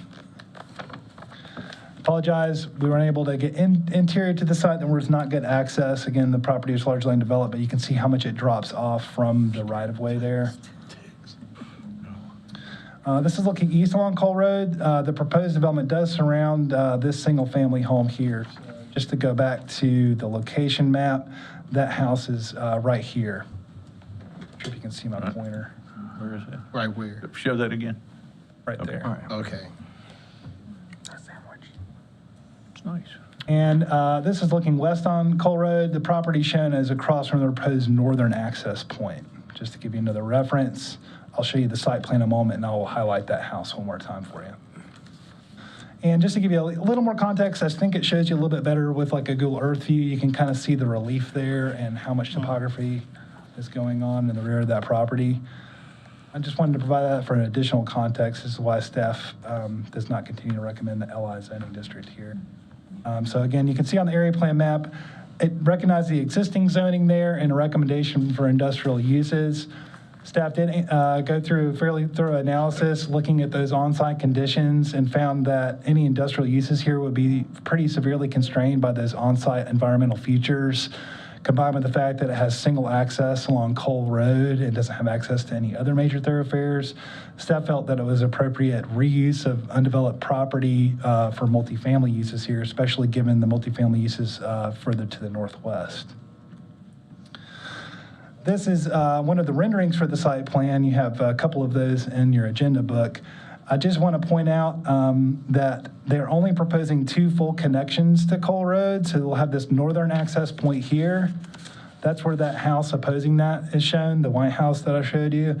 And then this is the one that's surrounded by the townhomes. And then one other southern access point here at the curve. When speaking with Winston-Salem DOT, they had originally proposed a 3rd access point here for those townhomes, but found that the site distance along with the proximity to the other access point kind of would create a little too many potentialities for conflict, so they have now made that a turnaround there, so that will no longer connect. And you can see that the proposed townhomes are generally on the western portion of the site, with the 9 multifamily units tucked way in the rear, closer to the 40 side there. Just a little bit more blown up here. Those are approximately, I believe it's 78 townhomes. Those are all proposed two-story units. You can see the 2 private access drives, so none of these roads are proposed to be public. And these are the 9 multifamily units. As Chris Murphy pointed out, the density is closer to RM8 or possibly RM12. However, to get the height that they needed to meet that height requirement, they asked for RM18 to get that maximum 60 foot to be able to build these multifamily apartments. You can see there are a number of stormwater management devices proposed to manage the impervious area proposed throughout the site. They also are providing a 40-foot greenway easement along Fiddler's Creek for possible future greenway expansion. And these are the proposed townhome building elevations. Again, they're proposing standard 2-story townhomes with front-loaded garages, showing all internal sidewalks. And here are the proposed multifamily. Again, some of the 4-story units go back to this. You can see the ones that have the gray. Those are the rear of these will be 4-story and the front will be 3. And that's just to work with the topography on site, as mentioned. So in its analysis, staff found that the request would provide needed additional housing in the serviceable land area. The property is serviced by public water and sewer. The request is generally consistent with the recommendations of Legacy to provide an array of housing types. And the request would not significantly impact the total traffic capacity of Cole Road. Although the traffic generation is significant, Cole Road does appear to have ample capacity at this time. With that, staff does recommend approval of this request, and the site plan does meet EDO requirements. I'd be happy to answer any questions you might have. Any questions for Mr. Wilson? Mr. Wilson, in the larger apartment buildings, are there site or issues with any existing homes? Not that I'm aware of. They're tucked fairly far back to the rear of the site, and as I mentioned, the site drops off quite precipitously from the right-of-way here. I can't imagine any site issues along Cole Road. No, and I'm more this interested existing in site the here side. is fairly wooded. You can see that it's going to have townhomes, but the multifamily is pretty far away from that. I did not ask for them to show like a render or anything of where that would be, but it's going to be pretty far below where that house is situated. But there aren't houses close to Fiddler's Creek on the other side because of... No, sir, that's undeveloped property. We swamp can go back and to the stuff like area that, later. Yeah. Okay. Freeland Church is further back. Yeah, exactly. Yeah. Any additional questions for Mr. Wilson? Thank you, sir. We will have a public hearing on this. Again, each side will have a total of 12 minutes each. We will go with our proponents first, and first is Steve George. If you would state your name, address, and zip code for the record, please. Good evening. My name is Steve George, 507 Rockcastle Drive in Cary, 27519. I am with the CSC Group, and we are the developers of this site. I just wanted to introduce myself, really, and I'm here to answer any questions that come up, whatever. Most of our information will come from Jerry McKinney, who is our engineer, who can get into more of the details. But I wanted to just introduce myself, and I'm here for any questions you have. We're excited about this. This is one of our first ventures into Winston-Salem, and we think it really meets the housing needs of the area and is well planned in terms of it does not really impact neighbors and that sort of thing in this area. And we think it's a great site for this. But again, I'm available for any questions. Thank you. If I may, Mr. George. were you the one that interacted with neighbors in the neighborhood meeting and all of that? I was on the neighborhood call, yeah. What kind of issues were there? There were we were surprisingly, there were only a couple. Jeremy I think has the numbers on his side. I think there were only a couple of people on the call. I think there was only one that actually spoke. And really, her only concern, she's related to the guy who owns the piece that we're surrounding. She was just wondering whether we'd be interested in buying that property. Yep. Thank you. Yep. You're welcome. All right, how much time is left? 11 minutes, 20 All right, seconds. we have 11 minutes. Would anyone else like to speak in support? Yeah, in support. All right. So seeing no one, we would now go to the opponents. I have scheduled to speak John Mark Hendrick. If you could please state your name, address, and zip code for the record.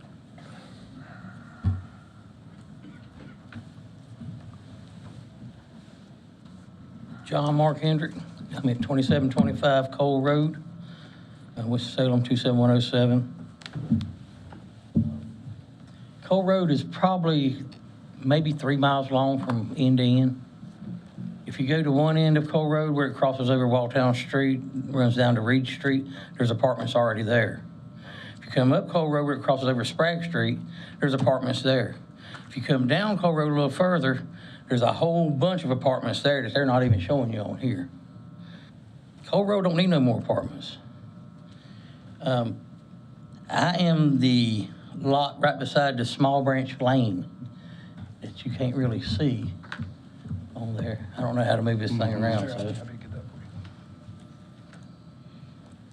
I believe that is your property right there, is that correct? Yep, that is mine right there. Okay, and when I bought that property years ago, it said it ran all the way up to the highway, so I don't know what that little catch is that they got right there.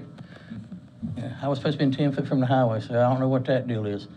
But if they build the apartments around all of that, my property value is gonna go to nothing.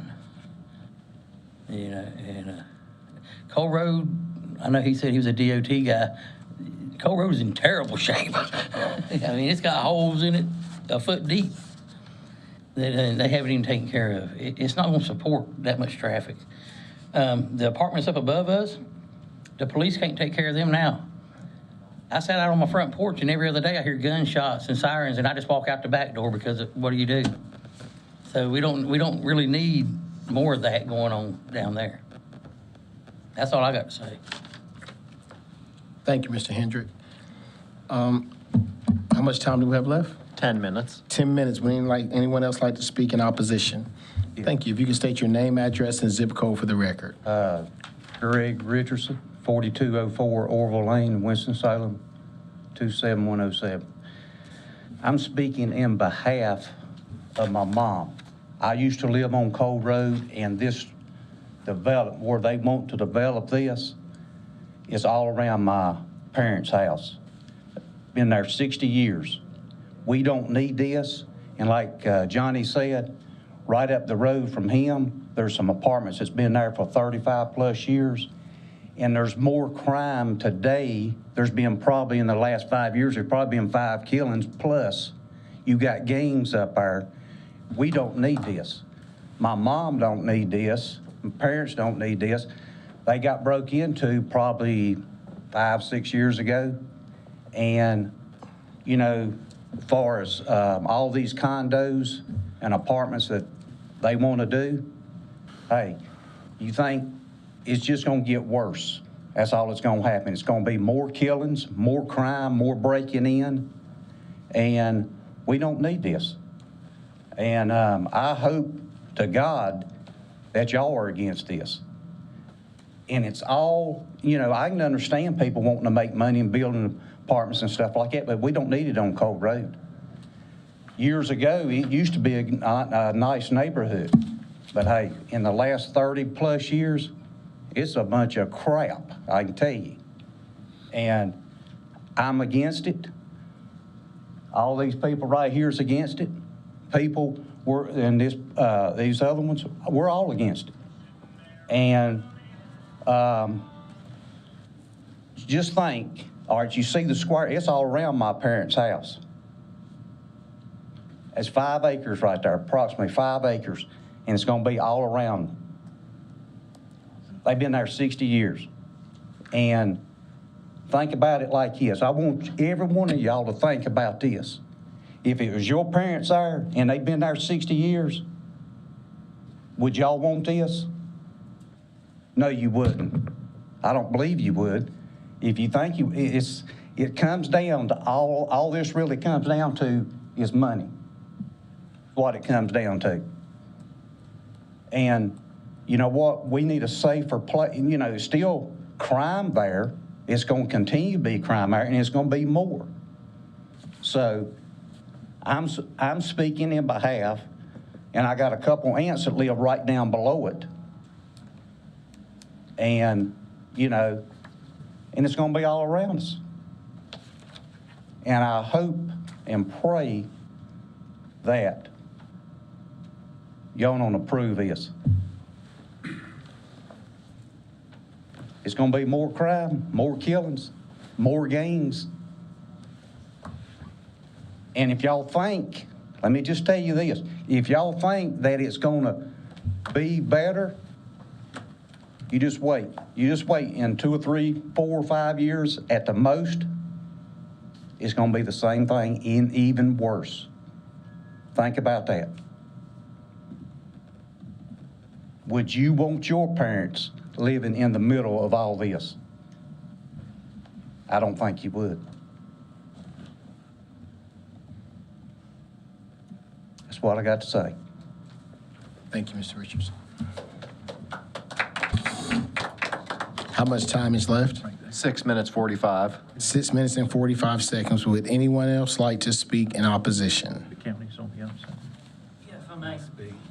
Yes, sir. If you don't mind stating your name, address, and zip code for the record. Yes, sir. Thank you. Andrew Warrington, 2738 Cole Road, 27107. I'm one of the newest neighbors to the area. My wife, my daughters, we moved in 3 years ago. We loved it. It was a beautiful house, nice property, quiet neighbors, undeveloped, very rural feel to it, even though you're very close to a lot of the amenities you need in the city. Quickly discovered the apartments and the crime that comes with it. My neighbors have mentioned it. They're not joking. It is a daily thing. You do hear gunshots from the apartments on Dye Street. It's just the brown blocks are shown on this map here.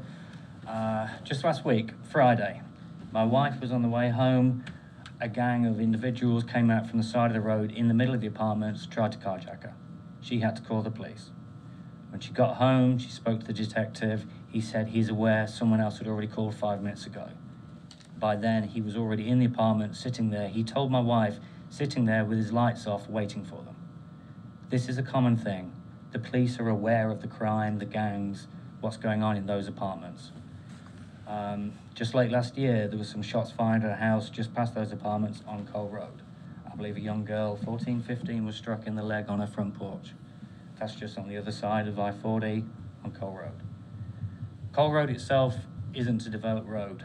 It's got that rural feel, there's no sidewalks, there's very sporadic street lighting, potholes are everywhere. I've personally called 311 many times to report the potholes. Eventually they'll come out, fix them, patch them. It lasts a month, 2 months if you're lucky.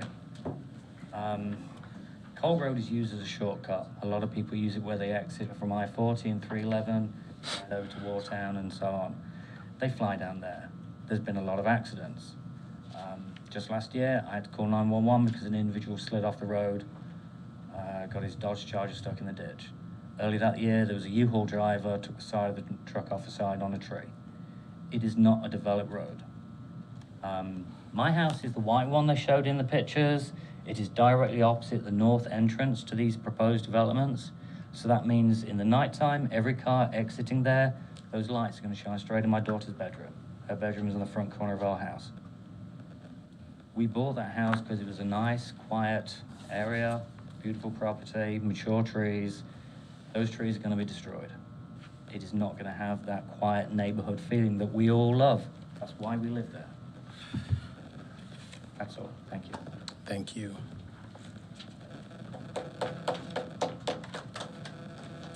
How much time? 4 minutes. 4 minutes. Would anyone else like to speak in opposition?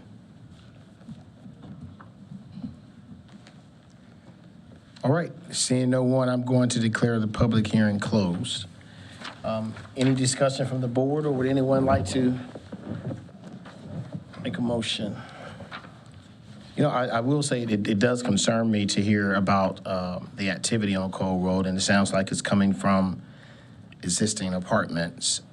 And I can understand the concern that adding additional housing or apartments could contribute even more to the crime. There's no direct correlation, but I can definitely understand how you feel. I don't know what we can do as a planning board to get assistance. I am familiar with the area. My son is a police officer there as well, so I definitely understand what's going on Cole Road. I don't know what we can do about that, or. I mean, it reminds me of so often we're confronted with opposition to developments because of the impact it's going to have on traffic. And, you know, it's great to see Mr. Fansler here, because the other day I made the comment, it'd be great if somebody from DOT, and I really meant NCDOT, had to sit in these meetings and hear what we had to hear. You know, perhaps somebody from the police department needs to sit here as well, but I don't get the sense that they're unaware of the fact that there's crime in our community in general. We are seeing increased crime rates, but just like traffic, unfortunately, our job is not to make decisions based on traffic and crime. It's much more focused on the rights of the individual under our existing land use plan and comprehensive plan to use the property in the way that they're entitled by law to do it. So, I'm like Mr. Leak. I understand the concern about crime.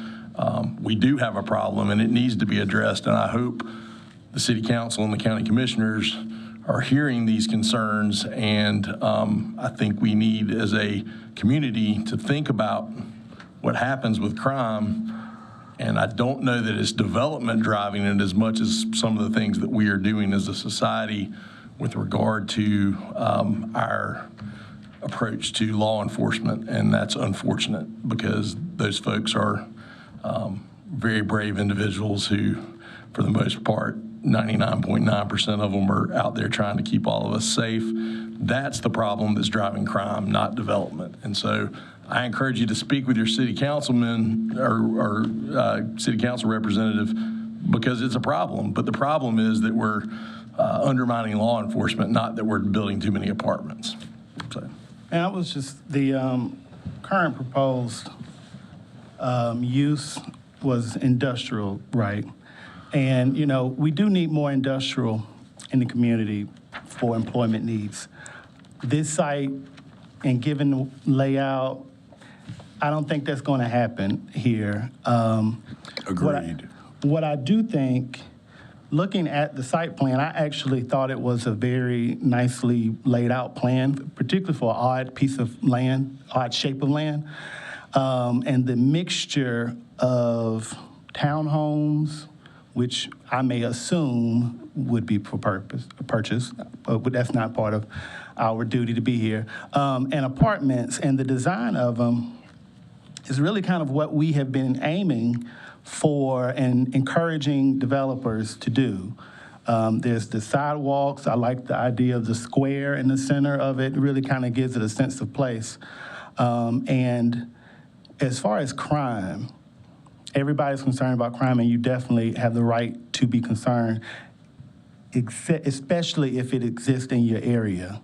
The area that many of you have been commenting on, the apartments up the street, from what I can just tell looking on Google Earth and what in the images, they may be old. They're old barrack-style kind of apartment design, which to itself may not lend to the best outcomes. And granted, it also lends to the fact of management, which is also another consideration. But for this piece of land, given all of that and adjacent to the highway, it actually is a good use of the land. And the design itself should lend to a better neighbor. Now, granted, it will shake out how it does, but I just wanted to say that because, the last case we were talking about, is it low income and this, that, that's not part of our decision, but the placement, the design of this actually is pretty good. Yeah, and we had just talked a little bit after that case ended about how having townhouses in that previous plan would have kind of made it more attractive to our decision-making. And this kind of hits it, like that idea of compromising a little bit, doing the townhouses closer to where the houses are, leaving the apartments further back. I think that kind of hits some of the points that we had brought up in the past one. It's kind of a shame that everybody got up and left, because I would have loved for them to have stayed and seen this design, which is, now granted, it's a much larger parcel, and I think that gives them a lot more flexibility, but something of this nature would have been a lot better fit for that site. I think this has been great discussion for us as a planning board today. That this fork in here, it has surprised me that this hasn't developed before now. Right. I mean, this is a huge, and anybody that looks at this is going to say, you've got highways on both sides. You're not going to put a lot of single families right next to the highways. You've got good access. There's several other large parcels in here that I imagine are going to be developed as well. So the neighbors should be aware that it's one of those highly developable places that with density. I live in a strictly single-family to detached neighborhood, and I would welcome this. Yeah. All right, any other discussion? Chairman? Anyone like yes. Yeah, I move the planning board find that the request is inconsistent with the area plan. Second. Then motion by Mr. Lamb, second by Mr. Grubbs. Any discussion? All those in favor, sign of aye. Aye. Oppose the same sign. That is unanimous. And Mr. Chairman, I further move the planning board recommend approval of W3578. Second. Motion by Mr. Lamb, second by Mr. Grubbs. Any discussion? All those in favor, sign of aye. Aye. Oppose the same sign. That is unanimous. Mr. Chairman, Board, that brings us to, I believe it's item B13 on your agenda. No, excuse me, B14, which is UDO CC 23, and we will hear from Steve Smotherman. Going. There you go. I'm sorry? Starting to feel unsafe. I know. I'm serious. Yeah, it looks like it. Yeah, they're shaking hands and leaving at the same time. This is the second time. Yeah, I get that. Yeah. Yeah. Intense. Yeah. That's crazy. Stairs you get. Yeah. Good evening, planning board members. Good evening, Mr. Smotherman. Sorry about that. That's okay. All right. I will try to be brief about UDO CC 23, which are some miscellaneous amendments to the Unified Development Ordinance covering 6 different topical areas. And we do these miscellaneous amendments occasionally to keep the ordinance up to date for little things that happen. UDO CC 23 includes making 2 minor changes to the zoning map amendment process in Chapter 3, adding a minor change to the establishment of NCO districts in Chapter 4, correcting an omission to the principal use table, and revising specific use standards for 2 different uses in Chapter 5, reserving a non-conforming subsection in Chapter 9, and revising definitions in Chapter 11. The 2 zoning map amendment process changes are that 1, A clarification was made to the neighborhood meeting and outreach section specifying that the written summary of the meeting and outreach shall include all outcomes. That resulted in someone being a little smart alecky and saying, you know, I gave you a summary of the meeting, told you who was there, but then, you know, we hope that they will express all their outcomes and agreements, anything results. So we're clarifying that. The second one is that a pre-application conference that's required by both the city and county special use districts that require written conditions rather than site plans have been removed. We did check with both the county and city attorneys, and they were okay with that change. As far as the Neighborhood Conservation Overlay District, we added a statement to the establishment procedure section that if the planning director determines that any standard in the NCO constitutes a down zoning, then signatures of support from all the affected property owners shall be required. That was a result of changes in state legislation. In Chapter 5, the principal use table, the reference to a use-specific standard that prohibits electronic sweepstakes operation was added to the table so that people could refer to another section to find out that they're not allowed in the city of Winston-Salem. As far as the use-specific standards in Chapter 5, there were 3 related to planned residential developments. First is that the 3-acre minimum site size was removed from GMAs 3 and 4 to make it the same as for cottage court developments, and a 5-acre minimum site size for multiple single-family dwellings on the same zoning lot was also removed. The third change was substituting a 20-foot wide type 1 buffer yard rather than a 30-foot wide buffer yard around the property perimeter when any perimeter lot in the PRD is less than the underlying zoning district and abuts adjoining property to the PRD and not part of it. This change makes the buffer yard consistent with other standards that were changed as part of the UDO clear code, and it allows for easier enforcement. The other change to a use-specific standard was for private swimming pools. Again, as a result of some general legislation, requires that local fencing requirements be subservient to the requirements of the NC Building Code. In Chapter 9, nonconformities, we reserved the special use permit section for parking for non-residential structures built prior to 1988, as all the affected uses, which were restaurants and electronic sweepstakes operations, have been removed in previous amendments. And then in Chapter 11, we revised definitions that replaced unintentional omissions and removed duplicate definitions and unnecessary cross-references. And so with that, the staff recommends approval of this amendment. Thank you. Any questions for staff?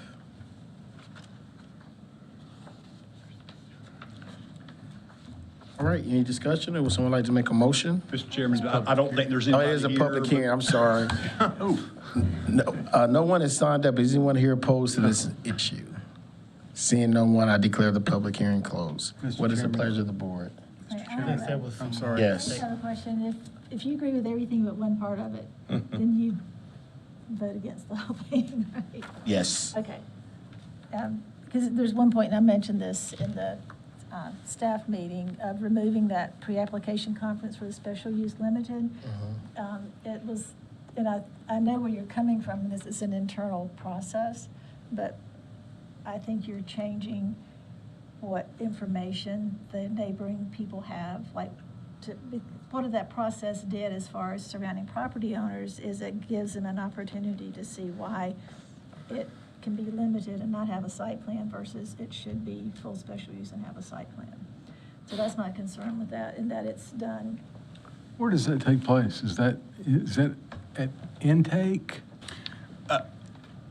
Under the existing ordinance provisions, it states and I'll just get there. Under the existing ordinance provisions, it talks about, says prior to the formal submission of a proposed special use district, no site plan zoning. And it's the same thing for the city and the county. It's just the nomenclature is slightly different. The developer or representative shall attend a pre-application conference with the director of planning concerning the proposed plan of development.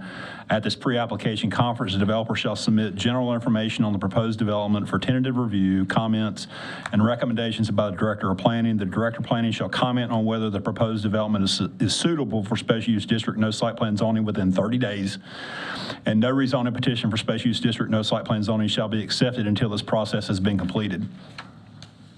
This has been in the ordinance since 2006. This has never been done. Okay. So again, it's changing what the ordinance says, but it's not changing practice. Right.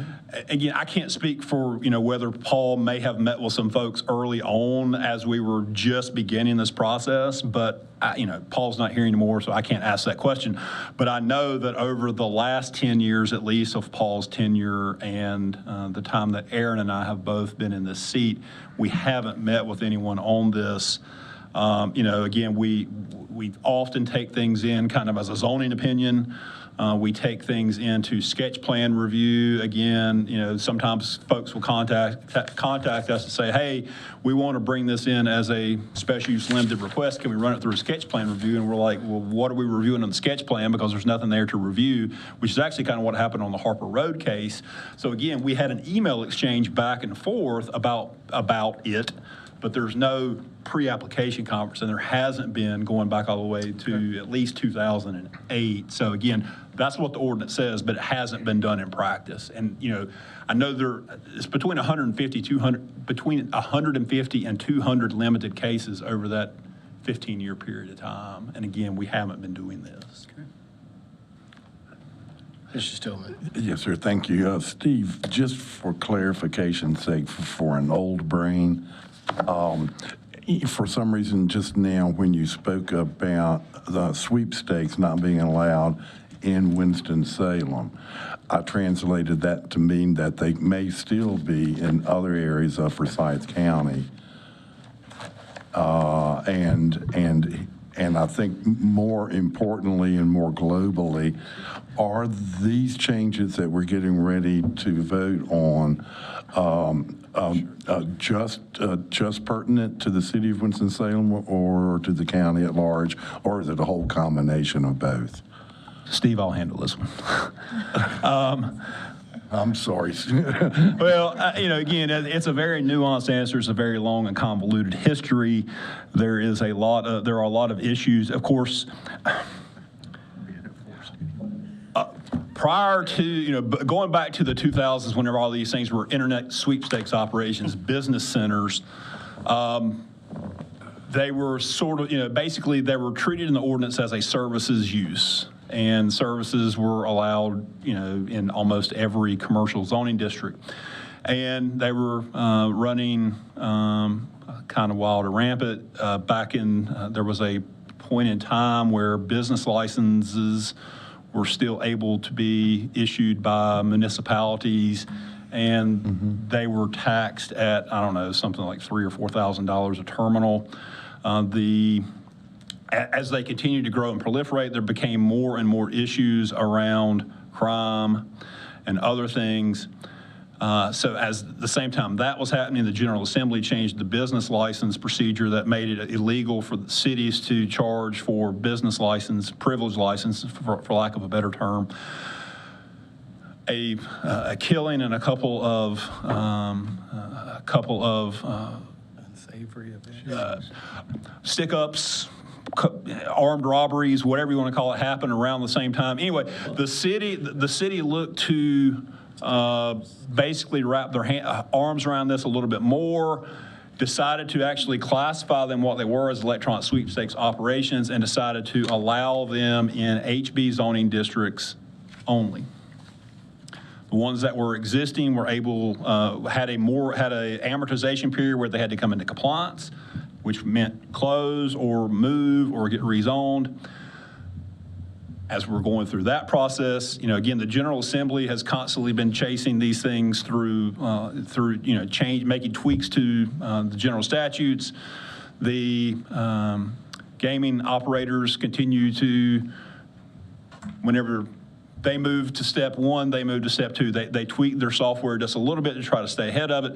But essentially, the General Assembly said these are illegal. You can't have them. At that point, the city went in and removed the use from the UDO, left it in there, but basically under the table of permitted uses, it's not permitted anywhere. The county never put that in there. The county has held that these are illegal and never put them in the ordinance. Basically said that, once the General Assembly and General Statute said these are illegal, they're illegal. So no new ones have been permitted in the county, no new ones have been permitted in the city. However, and again, this is a very long answer, but however, these things continue to operate, they continue to open, and if you use the baseball analogy, and I tell folks this all the time, right now, in the batting order, the least effective tool to handle these things is zoning enforcement, but that's kind of the only tool we have in the toolbox because of staffing issues with the police department. The ones where the police department actually did have staffing about 6 or 7 years ago and actually went in and shut these down and issued leveled criminal charges, the DA gave deferred prosecution. And what happened was a lot of those same businesses opened back up under a different LLC. So again, it's this constant cat and mouse game. To answer your question, they're not legal in the city or the county. In our view, the county just decided to never put the electronic sweepstakes operation use in the ordinance, so therefore there's nothing for us to change for the county. That's a very long answer to a very complicated question. I hope you don't quiz me on it. Thank you. If I could, this is a long UDO. I understand there are parts that the state has changed their rules and regulations. I don't like it, but I have to accept that, and that isn't what I'm objecting to. There are parts about special use parking, about PRD, changes of buffer, and a few other things that I really do disagree with in the midst of this, and I just will not support it for that reason. There are many other things in there that are just fine. Understood. Thank you. Are we ready for the motion? All right, would anyone like to make that? Mr. Chairman, I move the planning board recommend approval of UDO CC 23. Motion by Mr. Lamb, second by Mr. Grubbs. Any discussion? All those in favor, sign of aye. Aye. Oppose the same sign. Aye. Two opposition. Mr. Bryan and Ms. Smith.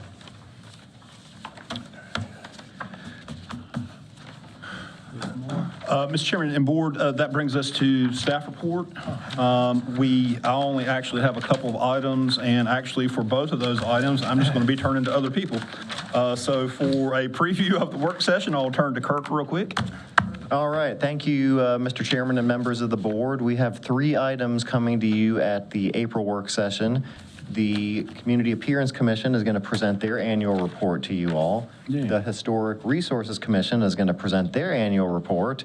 And the main attraction will be Amy Crum giving us an update on Forward 2045, our comprehensive plan, and things that we've been doing on the outreach side, and particularly staff has put together at Amy's direction, and she's really done the lion's share of the work on this with her team and direct reports, a survey, and I won't steal any more of her thunder on that, but look forward to seeing that in 2 weeks.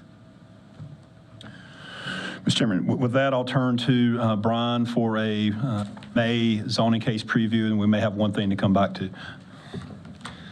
Mr. Chairman, May, and on the whole, is a little bit lighter, but we had a number of continued cases from today, so that's going to load your items back up for next month. So it's 10 total items, only 1 new rezoning request, a continued elected body special use permit for a transmission tower, 4 planning board reviews, 1 of which was continued from this month. So it will be similar, but we'll try to keep it as short as we can for you. Because we're not getting paid by the hour, I guess that's it. Mr. Chairman, this is one of those things where I neglected to check with the city attorney, and I am not 100% sure of my recollection of this. Could we go back to B14 UDO CC 23, and can we have a motion related to consistency with the comp plan? I'm not sure that we need one or not, but I said area plan instead of. well, no, on B14, which is the text amendment, I'm just not 100% sure. I think we generally get consistency statements on those, but I'm not sure. B14. Which was the one we just did, the UDO CC 23. CC. There it is. All right, so you need a motion, right? I think we need a motion for consistency. It won't hurt if we don't need it. We just won't move it forward. But I would rather go ahead and have one just to be safe. Well, before you do that, though, would the staff like to comment on whether it is consistent? We wouldn't be bringing it forward unless it was. Well, no. You bring several cases, zoning cases forward that aren't particularly consistent. So, but you're finding that all elements of this are consistent? Yes. Okay. Mr. Chairman, I move that the planning board find that the request is consistent with the comprehensive plan. Motion by Mr. Lamb, is there a second? Second. Second by Mr. Grubbs, any discussion? All in favor, sign of aye. Aye. Opposed, the same sign, I'll say no. and that is one no.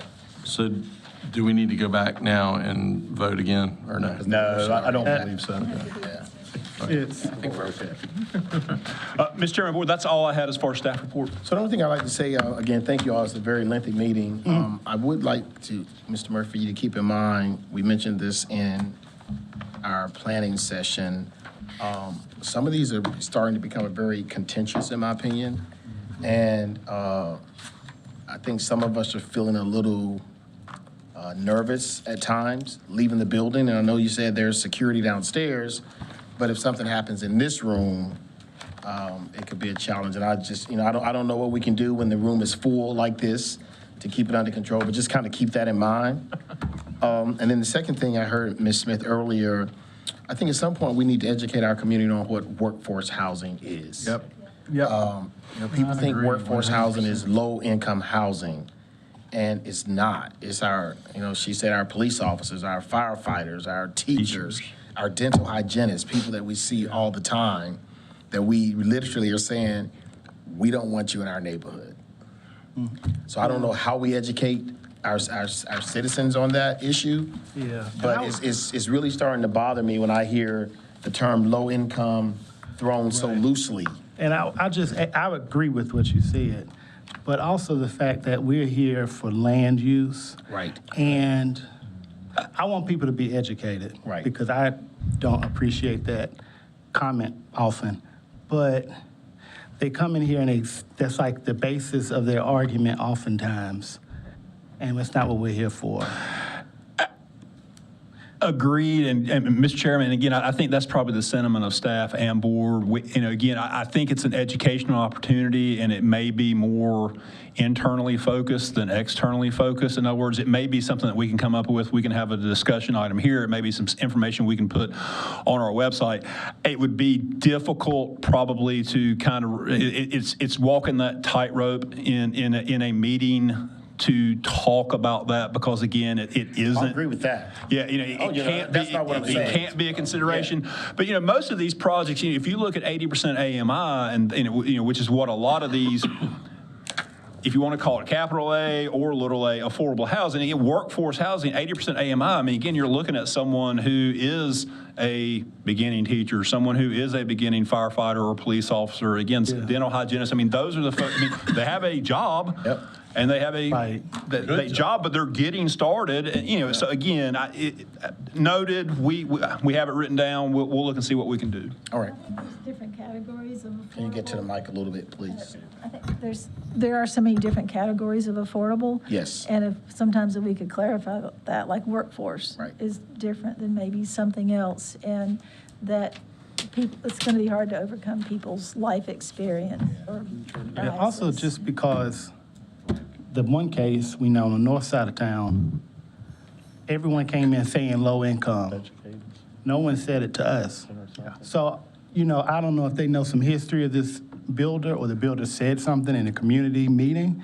So when we come to these discussions, I'm almost like, well, who did you hear this? Did somebody actually say it was low income? There was some of the comments and the letters Yeah. came in, so Yeah, they referenced a lady even said, that they I had heard the word. referenced. low income. what So he's saying I know is they where mentioned- where Where did they get it? Where did they get I that saw from? it in their letters, but I mean, Yeah. who's told Who them planted that seed? Right. It could be somebody in the neighborhood planting the seed. We don't know. Or a lot of times, based upon the area that they live in, if apartments are going in, they automatically assume. Right. Well, again, in their defense, I believe the question was asked at the meeting, and again, Davis Ray will make he doesn't hide. Again, I didn't want to say he exclusively does Right. workforce housing, with 80% AMI and that kind of thing. He may have some products that go lower than that, and he may have some that are market rate, but he truly does specialize in that kind of niche.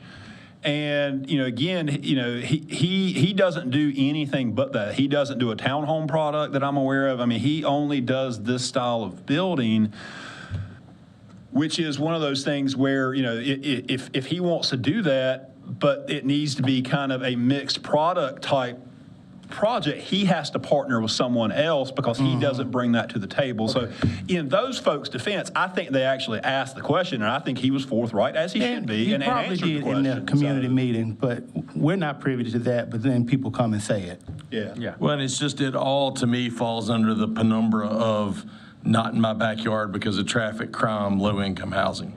Right? Like, I mean, it's all stuff that I understand your concern, but that's not what we're asked to evaluate in making these decisions.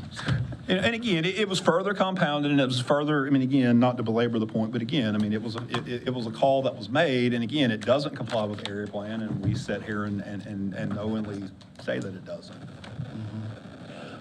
The area plan still calls for it to be single family, and it ain't gonna be. Well, not the time to discuss it, but as we keep getting more inconsistencies in approvals, I think it's showing us something about how much you can know ahead of time in an area plan.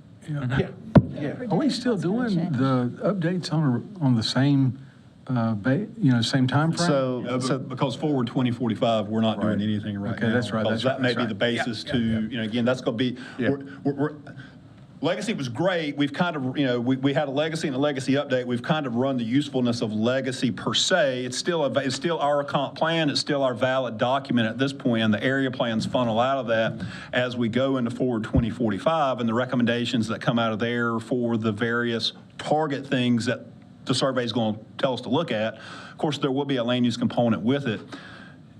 Our plan is to go out and continue to do some type of smaller plans. It may not be exactly what we've done in the past. It may be reimagined, but again, but we're not going to do any of those updates until we have the comp plan in place. And Jack's point is well taken about this property being marketed for 10 years. That was when this plan was adopted. It was published in 2014, but I believe it was actually adopted end of 13. So again, this was the second plan we did under the Legacy 2.0 series, and it didn't even take into account the 2014 case that added the multifamily that was closer to University on Nowell Drive. So again, all of those are great points about area plans being aspirational and guidance documents, but that's why we have a planning board to assist city council in evaluating site-specific plans of development. And so the comp plan is coming, it's in process, and I think that just kind of further solidifies the need that once that's done, we probably need to jump back into it. Because like Mr. Grubb said, at the time we knew the Beltway was coming, but we didn't know what it was going to look like. And now you're seeing all the properties starting to get snatched up. So the whole area looks completely different than it did, 10 years ago? So, 5 years, yeah. And just for your information, if it's of interest to you, the RM8 multifamily adjacent to this site that we acted on tonight is financed by the North Carolina Housing Finance Agency as assisted housing. But to your point though, in the hottest single family real estate market of any of our lifetimes, the market said, this is not going to be single-family housing. Your comment that the market has spoken about this tract is spot on. There has been, I was involved with it longer than I wanted to have to be. There was absolutely no market response to that. There were site plans prepared that, to give people the vision, but the market wasn't there to support it. All right, is there anything else? Long night. And the days Yep, no, we're not done. of detached affordable housing have come and gone. Yeah, so, yeah. All right, we'll have our motion to adjourn. Second. All right. Second.